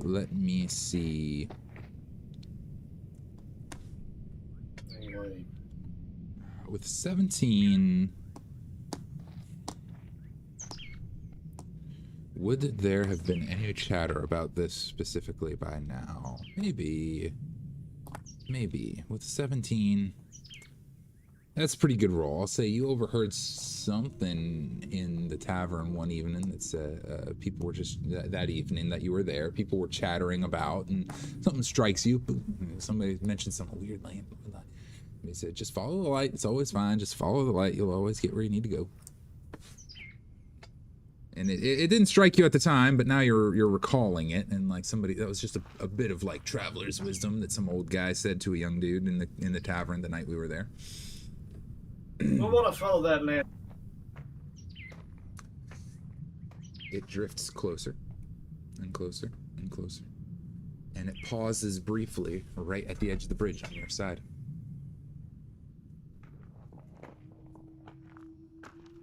And I walk up to the lantern. It waits momentarily and starts to drift back the other direction. I motion for everyone else. Let's go. Yeah, Irina follows quickly. How about the two of you? Yep. We're going. Yeah, Con will go, but he's gonna definitely try to stay in the back, like normal, and closer to. He wants to be barely in the light. Okay. He's more of a shadow guy, so. The lantern leads back across the bridge, and you guys follow. It's a long, quiet walk across the bridge. You hear noises. Can I have a perception check from you, Yalan?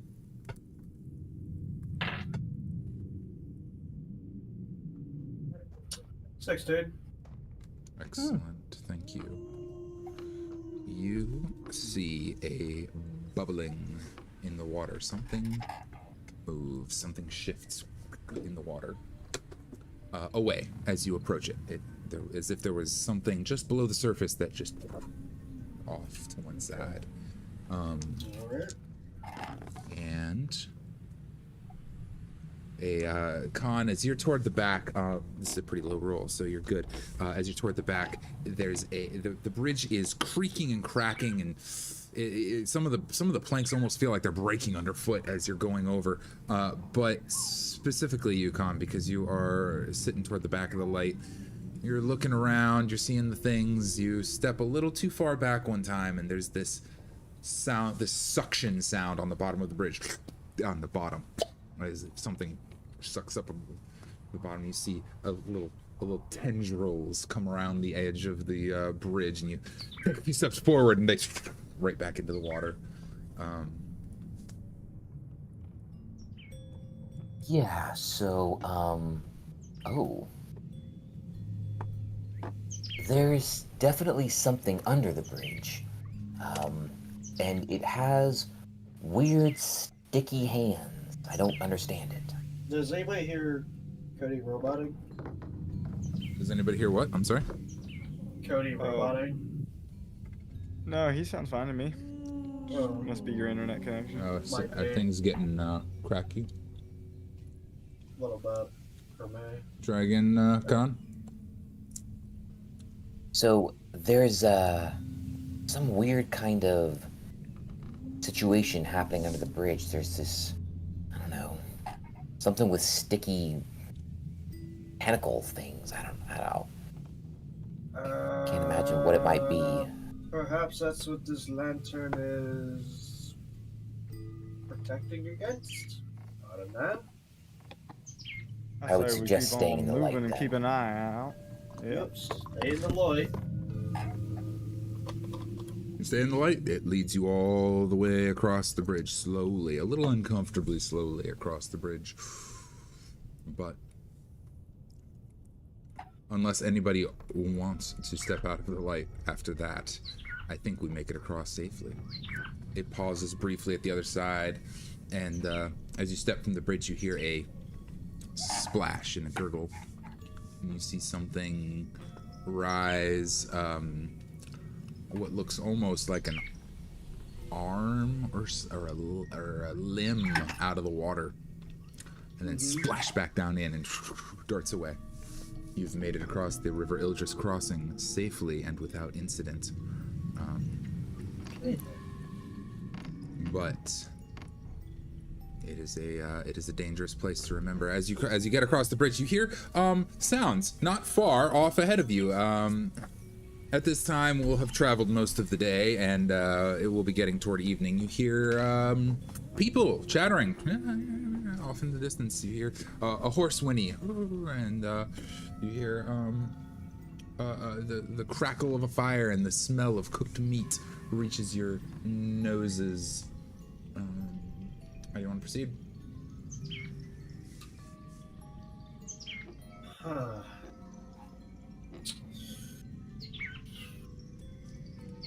And it's getting dark, you said? It is getting real dark. Much further away from the town. We've made our first day's travel without terrible incident. We're a little slow, but we are all right. It'll be another day's walk to get there, but travel at night is dangerous. The 2 days accounts for making camp somewhere safe and sleeping. I guess we'll go talk to those folks over there. What do you think, Doc? Sounds like a reasonable idea. Con? Yeah, I don't really want to be out in the wild with whatever abomination was in that water. Yeah, let's go talk to them about. Rita, what do you think? Fire would be nice. It's getting chilly. Okay, let's go talk to them then. Absolutely. You guys head up and you see a number of wagons along the side of the road, where the deep ruts in the mud have pulled off to the right and to the left. There's a couple of tents, 2, 3, 4, maybe 5, 6 tents around a large fire in the distance. Give me 10 seconds to do this. Gotta push a button. Boom. Go. Done. Okay, that should move you guys to the map in question if you are on a map. But again, I don't think we're going to be in combat, so I don't think we'll need a map. Unless you guys are feeling violent, in which case we will need a map. Unless you're in the mood. I never want to assume with this party, but you hear a lazy guitar plucking, you hear amiable chatter, and you hear all the things that you hear over Sirenscape if you're using it. Anyway,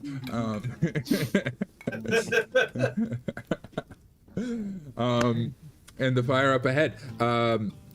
As you kind of approach, a fellow with a poncho and a red hat kind of pulls up. Ho there! Who's that? Oh, He's got a there. long rifle at his chest. Who's that? Whoa! You gonna poke your eye out with that, son? Yeah, I might poke yours out first, I reckon. Oh yeah? Look, we're not looking for any trouble. We're just travelers along the road, going to the next town over. Well, it's getting pretty dark. You're the travelers. Hey, the travelers are here. Come on by, guys. We've got some roasted pheasant here. Come on in. Come on in. He welcomes you, warmly. The travelers. Well, I wouldn't call us the Seems like there's many of us. Don't worry, you'll get used to it. I'm not sure that I want to get used to it, but it sounds and smells real good, so let's entertain for a moment. Absolutely. Come on out. He leads you into the camp. There is a modest but lovely feast going on. A couple of horses tied up at the back of the camp. A canoe drifting at the riverside, full of fishing gear and tackle of all of this. You have found your way into a Vistani camp. They are dressed similarly to the crew that brought you here, and they're all jovial. And the folks, there's a group of folks around. There's some children hanging out, playing games. It's a generally amiable environment here. So what are you guys doing all the way out here? I don't know, we just camped out here at the Sir Pool. Kind of points off. This section of the river has opened up, and there's a little waterfall off to one side, leading down towards the crossing. Well, we usually camp out here for a week or so, and then we'll carry on. We go from place to place. It takes a day to set up the tents, so we set everything up and find a nice spot. This is a good place to camp out. We like it here. Probably be on our way. What do you guys do? No, we're traders. We buy stuff and sell stuff, carry things from back and forth. That makes sense. Yeah. And probably heading up to Vallaki eventually. We're set here for right now. It's a good spot. No trouble. Oh, okay. We're actually heading there too. No shit. Yep, we're on our way to Vallaki. It's a good place to go. And, sure as hell wouldn't go the other way. Could you get old Donk a drink? You bet. And then pulls up a glass of a glass. He goes, I've got here. That sounds unique. He pulls out a bottle and says, "Purple mash number 3." Pours you a glass of purple mash number 3. It's That looks good. It's a stanky wine, and it's alcoholic, and that's about all you can say about it. I like This will do the job. Purple grape mash number 3. Apologies. You just Great take a drink. sip of, I'll take a sip of purple grape mash number 3. It's about the awfulest wine you've ever had, but hey, it does the trick. Y'all probably have, given this party, you've had some bad wine. Yes. I mean, I'm pretty used to it.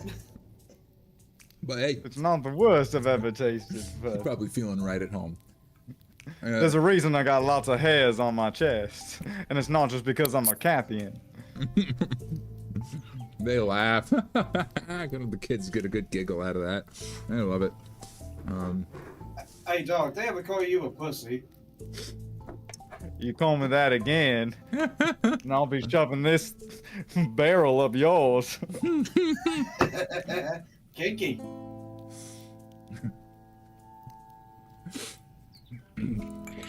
Irina keeps her cloak over her head and keeps herself quiet, again trying to go under the radar as best she can, but enjoys a nice glass of purple mash number 3 as well.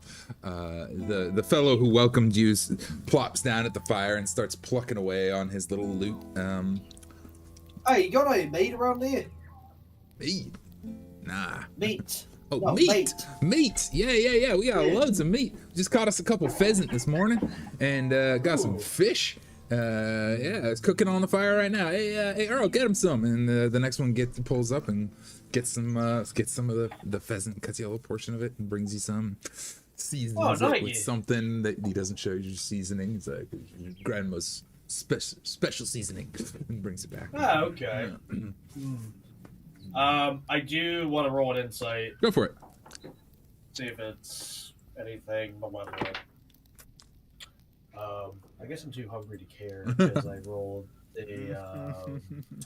What would that be? Insight? I said 6. I only rolled a 6. Yeah, it could be salt, probably, maybe. I don't know, maybe.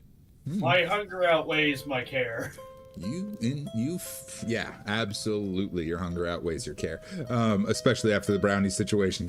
You gobble it up. You feel a lot better with some food in your stomach. Some real food. Yeah, no shit.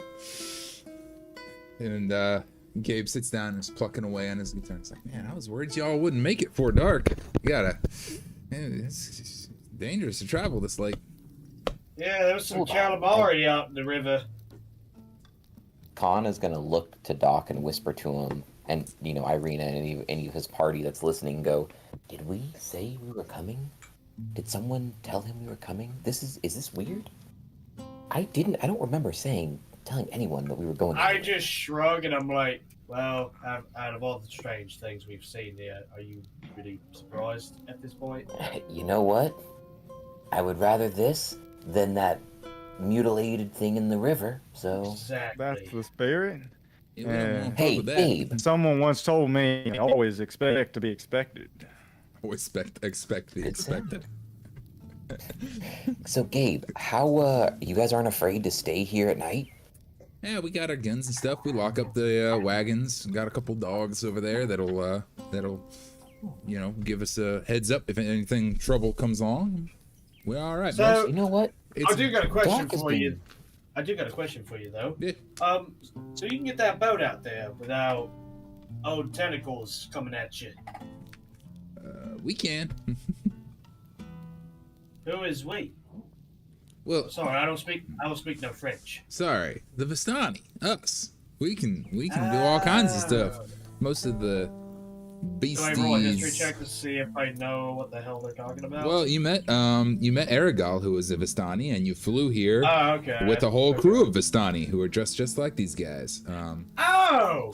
You guys brought us here, I think. Yeah. Well, not us personally, but I mean. Well, no, not you, but your people. Oh. Yeah, that sounds about right. We do that. We're about the only ones that can get in and out of Barovia. Yeah, one of your pricks tried stabbing me. Yeah, that checks out. Actually, he succeeded, but that's neither here nor there. He was about to leave us on a crashing ship because he doesn't know how to pilot shit. Crashing. Yeah, that's true. Oh, is that all? There we go. How's Yeah, that? that fucking prick. How's that son of a bitch doing? Oh, he's doing well. Actually, not too well now. Just saw him yesterday. No shit. Let's You guys know him too? he's got an appointment with Lord Strahd. Yeah. That explains why he's in such a hurry. He was heading up north toward the. There's another encampment up near Valaki. He was heading up that way. Yeah, he was in a real hurry. He killed him. He brought him back. He slapped him again. And yeah. Damn. Some weird shit going on with this old cunt, whatever you call him up in here. Man, he fucked with Strahd. That's some serious. I don't think on purpose, but his incompetence got Count's attention. Yeah, the Count hasn't gotten that angry with anyone in a while. Shoot. He must have really done something wrong. Well, he did almost crash a ship into his town into one of his villages. I guess that's what he said at least. I see. Wow. The Count At really. this time, Yeah, go ahead. Doc's gonna pull out the mirror that he bought earlier Oh. and just gonna brush his fur and look into it, groom his cat fur a little bit, by the fire, make it so where there's light. One of the And just children. kind of take a peek around in the periphery of the mirror. Absolutely. Everyone appears in the mirror. Everyone around the fire appears in the Except for mirror. one? So, nope, not except for anyone. Everyone around the fire appears in the mirror. So you look around and your superstitions are quelled. Everyone's feeling Except good. for Irina. No, Even Irina appears in the mirror. Alright. At this time. And one of the kids comes over with the real big doughy eyes. She's looking at you and she's like, "Can I pet him?" Oh God.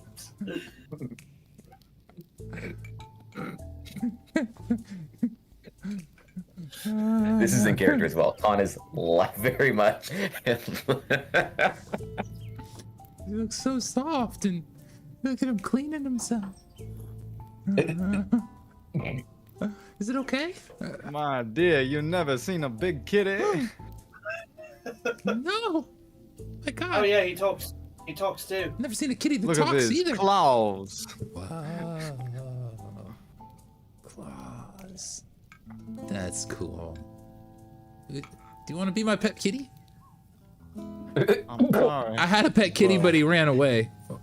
I'm not an indoor kitty. Yalin laughs. Like just. Okay. She gently pats your hand, like, and scurries back off to the other kids. I touched.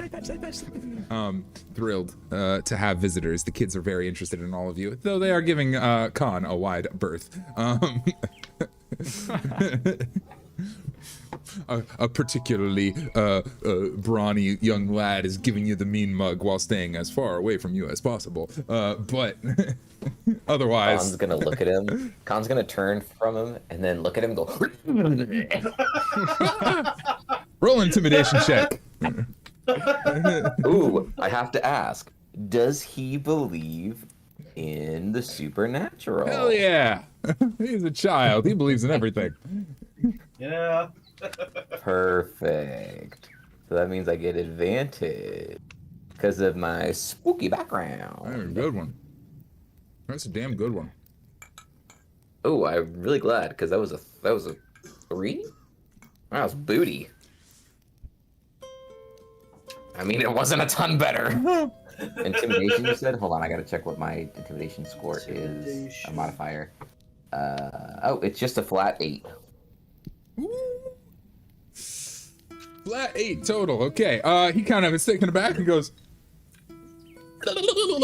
back at you. Khan loves it. Natural 20 on his intimidation check. Oh, okay. So, correct me if I'm wrong, DM. Yeah. I think Khan wouldn't actually be afraid of him. No, But not a he chance. would feign fear and go, ooh. He And does he would kind of try to play with him a little bit. He does 100% the best an 8-year-old can do. Yeah. Okay. You're like, whoa, this kid's got potential. I like Take this him. one. Take him under your wing. You know what? Yeah, you know what? Hey, kid, if you ever just feel lost or need direction, Don't there's go some to people him. that I know.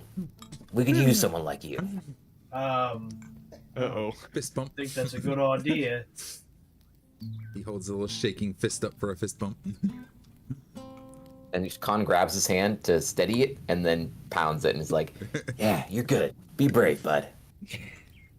Be brave. And he scurries back to the kids, all strutting and proud of himself, and they're like, ah, and they're all thrilled, chilling around the table. fist pounded the gargoyle.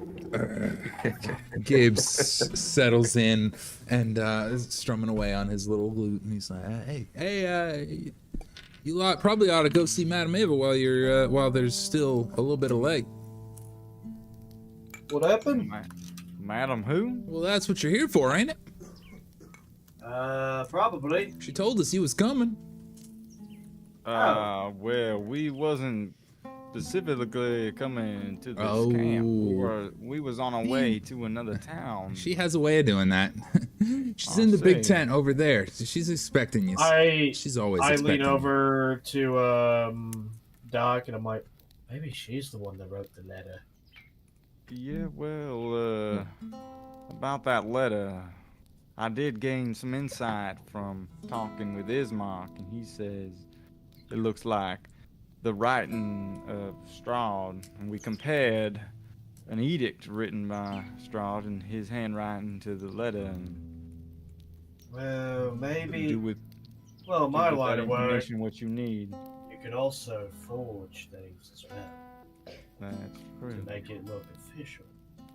Nonetheless, I am curious who this madam is. I Madam wouldn't Ava. mind we. Yeah, I'm getting like a witch doctor vibe from what it sounds like. It isn't something we can't handle.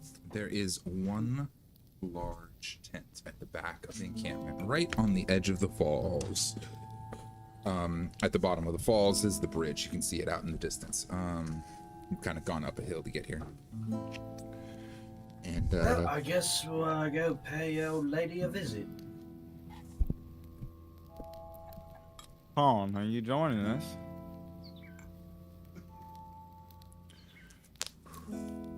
I don't see a reason why not. I mean, if she's expecting us, suppose. that's rude to not go, right? What up? Seems reasonable enough to me. Alright. We wasn't expecting her, but she was expecting us. Yeah. That doesn't happen to me often. Not Well- usually. as you guys So- head toward the tent, everybody's going in. I'm assuming. Yeah. The others back out of the Think way so. and give you all a wide berth. The horses kind of look at you sideways as you walk by. As you enter, you pull the side across. Magic flames cast a reddish glow over the interior of this tent, revealing a low table covered in a black velvet cloth. Glints of light seem to flash from the crystal ball on the table as a hunched figure peers into its depths. As the crone speaks, her voice crackles like a dry weed. At last, you've arrived. A crackling laughter bursts from her like a mad lightning from her withered lips. The little old lady steps up from her ball and hi. It's You're about a kindred time. spirit? Indeed. I was wondering when you guys would have gotten here. I don't We recall was getting wondering that. why Wiz is here, meeting you. Yeah, what do you say? I mean, the same reason as always, darling. You're here to know things. Oh, I'm not so good at that. And oh, Yarlin, you're so silly. That's okay though. Don't worry. You're gonna do great. You're gonna do well. You're gonna do a lot of things. It's exciting. Well, that's good to know. Or you did a lot of things. Gosh, sometimes it's hard to tell. So, I did things. I don't do things. Everywhere, all at once. Glad love it when we're on the same page. Come on in. Adrian, would you like some tea? You like the black tea, is that right? Of course I want some tea. Pours a little, Of course. hands it over to you, and comes over and wraps her arms around you in a big hug, Con, and pats you on the back. I've missed you so. And heads back over to her thing. Thank you. Yep. See, that's what a hug is supposed to feel like. Okay. She opens her. Yeah, it's only the second one I've ever had in my life. It's freaking me out, and it's happened within the last 12 hours. Both of them. I don't. Do I look like I need a hug? Is that a Yes. thing that people look like? Yes, you do. She opens her notebook and spreads it out on the table, and like pages unfold down and sideways, and she flips it upside down. Where are we at? I can never keep track. You're asking me. You know you're in trouble now. What? What's going on with you, friends? You do that bit with the dragon yet? No. The dragon. Oh, wait. There was a dragon on my way over to Barovia. Okay. Yeah. We're past that. That dumb, that dumb dead bastard. What about the were-ravens? Did we do that yet? No. Dear What? God. Oh, Thanks for Don't the sound familiar. okay. thanks for the warning. And I'm sure the beacon is not. Kind of looks outside. Okay. Yep. Nope. We're good. Okay. I think I have an idea. Is this the first time? Yeah. The first time. I always we're love the meeting? first times. Of course it is. Aw.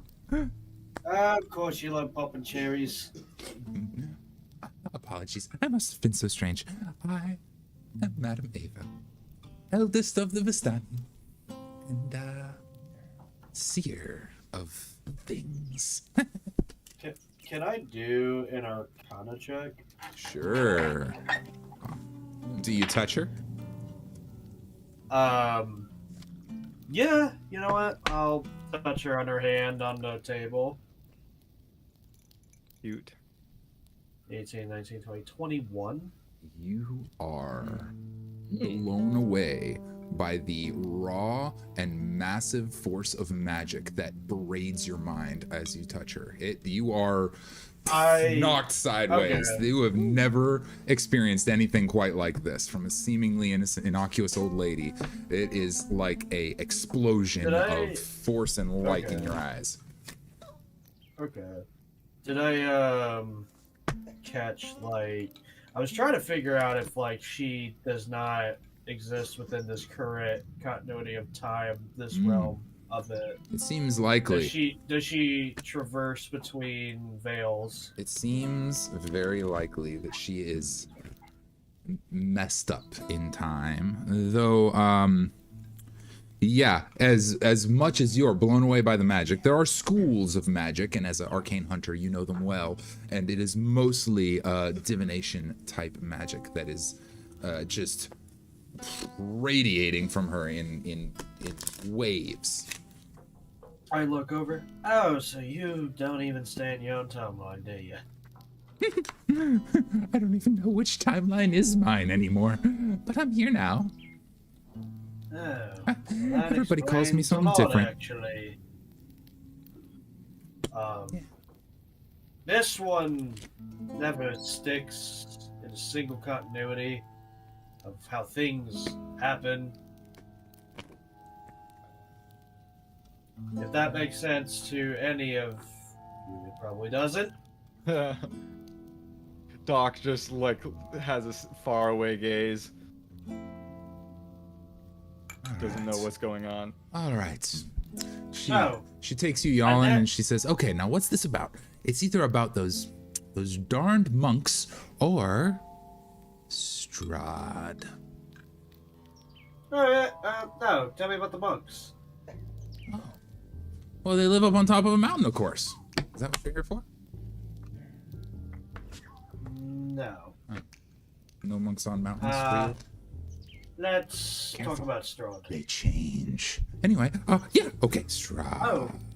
Well, Strahd is... He's quite a problem, isn't he? Dark Lord of Barovia. Ooh. Well, he's not a problem yet. He hasn't given you any trouble. He must like No, you. Ooh. you could say that, I think. Interesting. Oh, Khan, you're so dark and shadowy. I still am not sure how things are going to happen, but I really hope you do well. Yalin, take care of these boys. They're the best friends you're gonna have for a while. Doc, did she eat one of those brownies from earlier, you think? Based on the 'Cause way this she's is- acting, it would appear that way. Because this is how you guys kind of acted. And I'm... Okay, lady. Listen, I understand.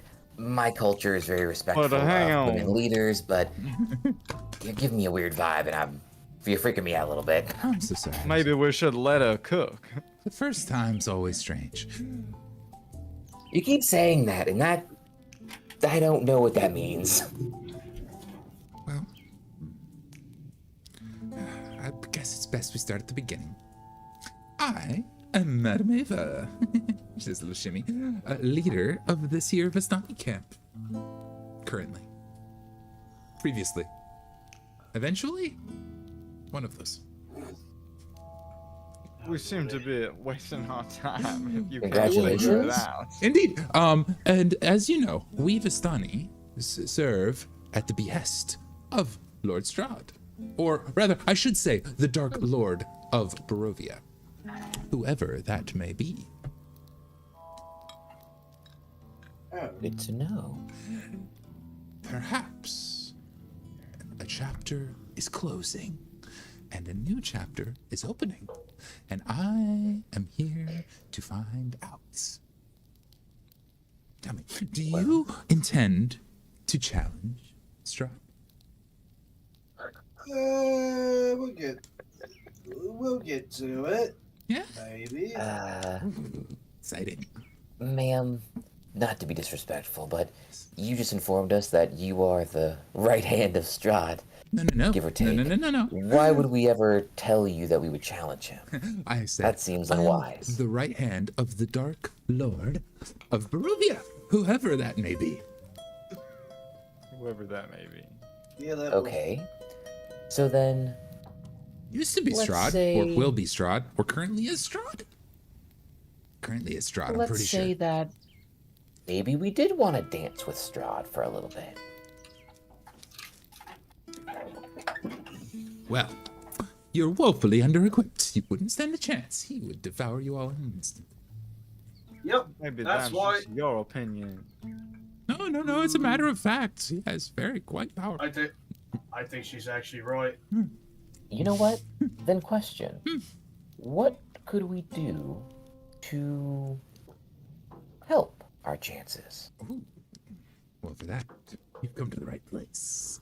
And she turns around and scurries around, throwing things over her shoulders, a tome, a book, a crystal ball goes rolling across a staff that you're pretty sure is magical, a couple of scrolls. Do I get a roll to dodge? Sure, roll to dodge.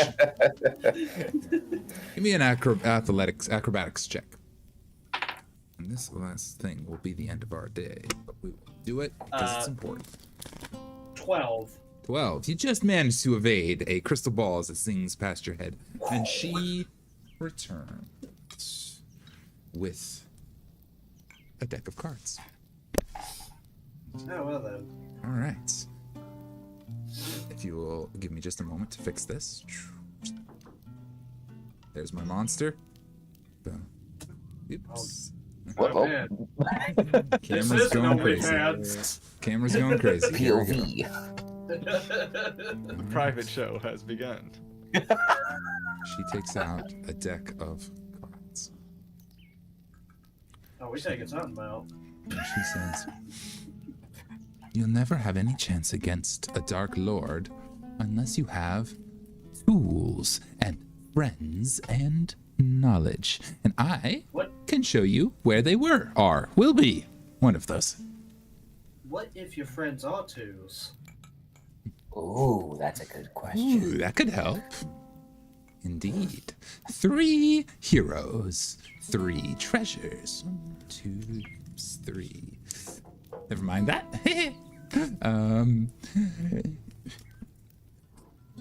You, Con, please, a number.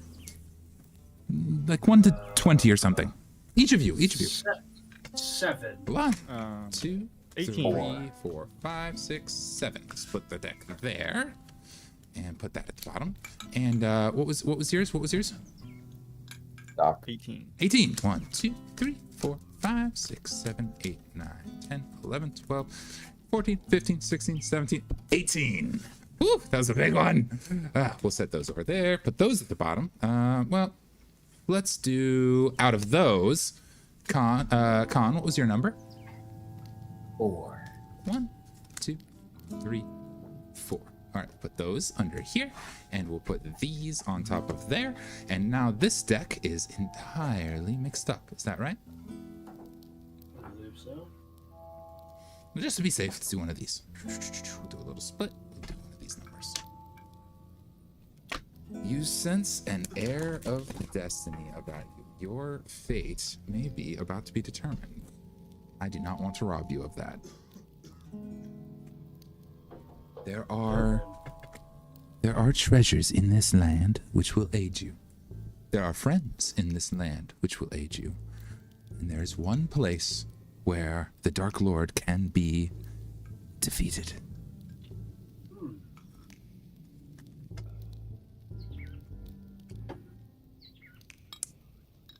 Three treasures from the high deck. She sets it aside. She takes another deck. Now the low deck. Much smaller, you see. Fewer. These are rare friends that you can count on. Very rare. You don't see many of these. A friend and a place to fight the Devil's Strahd. So, let us find out, shall we? Do that. If any of you are the note-taking sort, now is the time. Yeah, I'm trying. Fortunately, we're recording this, so it will aid us. I'm also going to turn my light up just a tad. Yeah, that would help. There we you are. go. And I'm also, lastly, going to do one last piece, and then we will reveal our cards. Okay. Sorry, I was just a little too jovial on Sirenscape. Okay, here we go. We'll start here, shall we? Actually, you decide. You decide. Knowledge, power, or protection. Let's do some knowledge. Knowledge, indeed. This card here will give us knowledge. It tells of history. Knowledge of the ancient will help you better understand your enemy and give you control over him. Ooh, the beggar. It's the six of coins. The beggar. Let's just see. There's a book. There is a tome in these lands which will help you. What does the beggar do? He asks. He pleads. Oh my, it's a tricky one. A moment. This is telling me I have no choice. No, you have many choices. This is guiding you on where to find the tools you need. Okay. She pulls she rubs a coin-shaped pendant that she holds at her neck.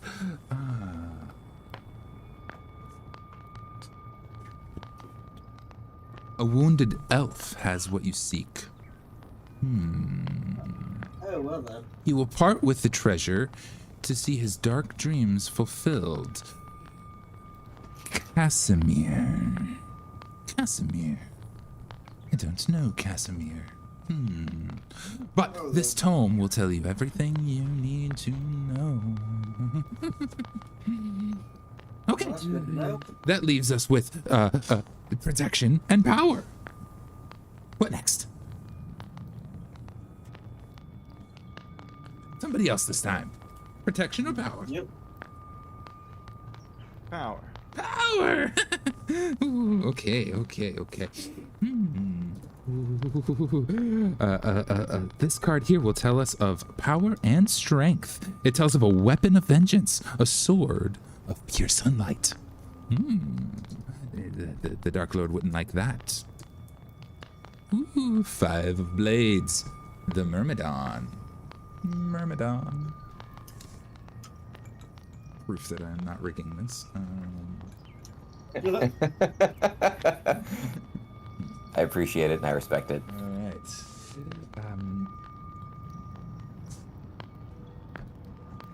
The sword. The Myrmidon is a warrior and a battler, a man of a legion. There's a den of wolves in the hills overlooking a mountain lake. The treasure within belongs to Mother Night. You must recover that sword. Oof. Without it, you won't stand a chance. I suppose that leaves us with protection next, Is that so? I believe so. Colin, you're always so perspective. This card will tell us of a force for good and protection, a holy symbol of great hope. Ooh, the Avenger. The One of Swords. One of Swords. Ooh, oh dear. The symbol of protection. Oh, the raven symbol. It hides. It hides away safely. This will be dangerous. But the treasure lies in a dragon's house. In the hands once clean and now corrupted. Oh, that's odd, isn't it? The dragon's house. That's very dangerous. Very dangerous. But once you retrieve it, you will be protected from Strahd's wrath. Now, there are 2 cards from the high deck we must retrace. A friend and a location. Adrian, dear, I've not heard from you. What would you like to know? Would you like to know who your friend is? The one that will aid you in your struggle against the Dark Lord? Or would you like to know where he can be defeated? First. I'd like to know where my friend is, yeah. Your friend is. You always were such a kind-hearted one, always putting others before yourself. I love that about you, dear Adrian. Pats you on the shoulder. Flips it. The innocent. The innocent. Unmired, uncorrupted. Innocent. She thinks a long moment. There is evil in these lands, and evil's bride will be his downfall.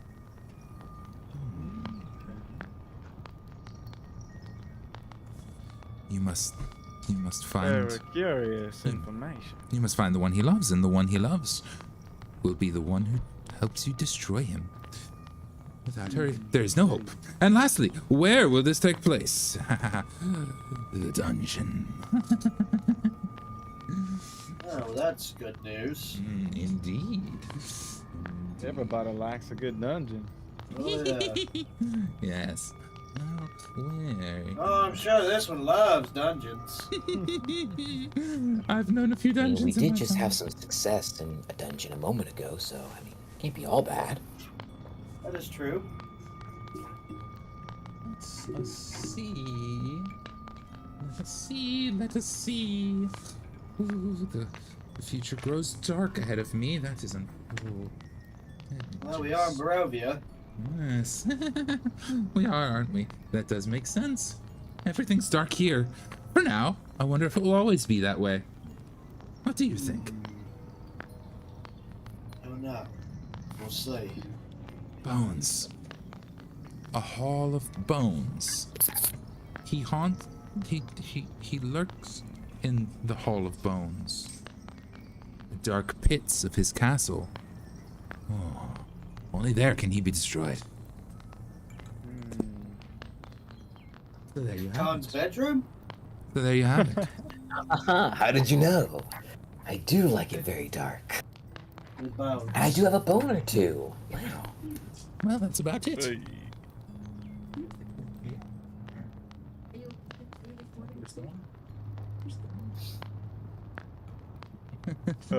Anything else? Sorry for a momentary distraction there. She wraps up the cards. Okay. That will tell us what we need to know. The beggar, the myrmidon, and the avenger. That will lead you to what you seek. And the innocent and the dungeon will tell you where and who will help you destroy him. Huh. Why are you helping us? Because, she whispers, we are the servants of the dark lords of this land, whoever he may be. It might be you, Khan. She giggles and wanders back to the back of her tent and wraps up some more things and starts putting things away, moving things around and shifting items and wraps her cards back to the case that they came in. Says, last chance, anything else you need while I'm here? You got a cure for, in case Strahd gets a little hungry for my ass?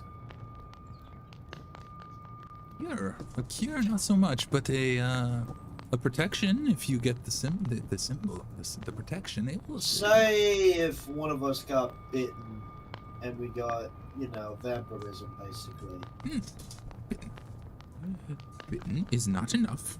You need more than a bite.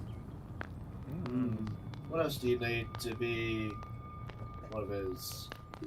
What else do you know about that? You have to die naturally. I see. Huh. And then you're brought back? Well, you have to die, and then you get buried, and then the next night you come back. As a spawn, not as a full-fledged thing. So, let's say the curse breaks. Would those under his spell no longer exist? It's hard to tell. We'll have to What? try it. Yeah, how can we know until we try? Tom's gonna lean over. Didn't a vampire die before? Not yet. But one will. Tom's gonna lean over and whisper to Irina and be like, "Oh, it looks like you'll live for a little longer. But That's good my news. concern now is, are you sure your father was not bitten like you? Because if so, we've got a much bigger problem back in the town." It makes a very good point. Her eyes widen and she says, "Honestly, I'm not sure of anything. Everything's such a haze after all of it. I don't know." So, If we left, could we, die, I will hate you. can we forever. wrap it up here? I think it is that time indeed. Dang. You have Another received hour your... and 10. Yeah, we have gone an hour 10 over. I appreciate it though. This information plots out some major turning points in the campaign ahead. Clearly. So it is really helpful to me so that I can prep them. Obviously, there are a million ways this adventure can play out, and your future is not set in stone. This is just a direction. But I think as you exit the tent, they bring you sleeping mats and a nice warm place to sleep by the fire, and we will start again there next time, and probably not run this much over. I just really wanted to push through and get that reading out of the way. Yeah. That's great, man. I loved it. Yeah.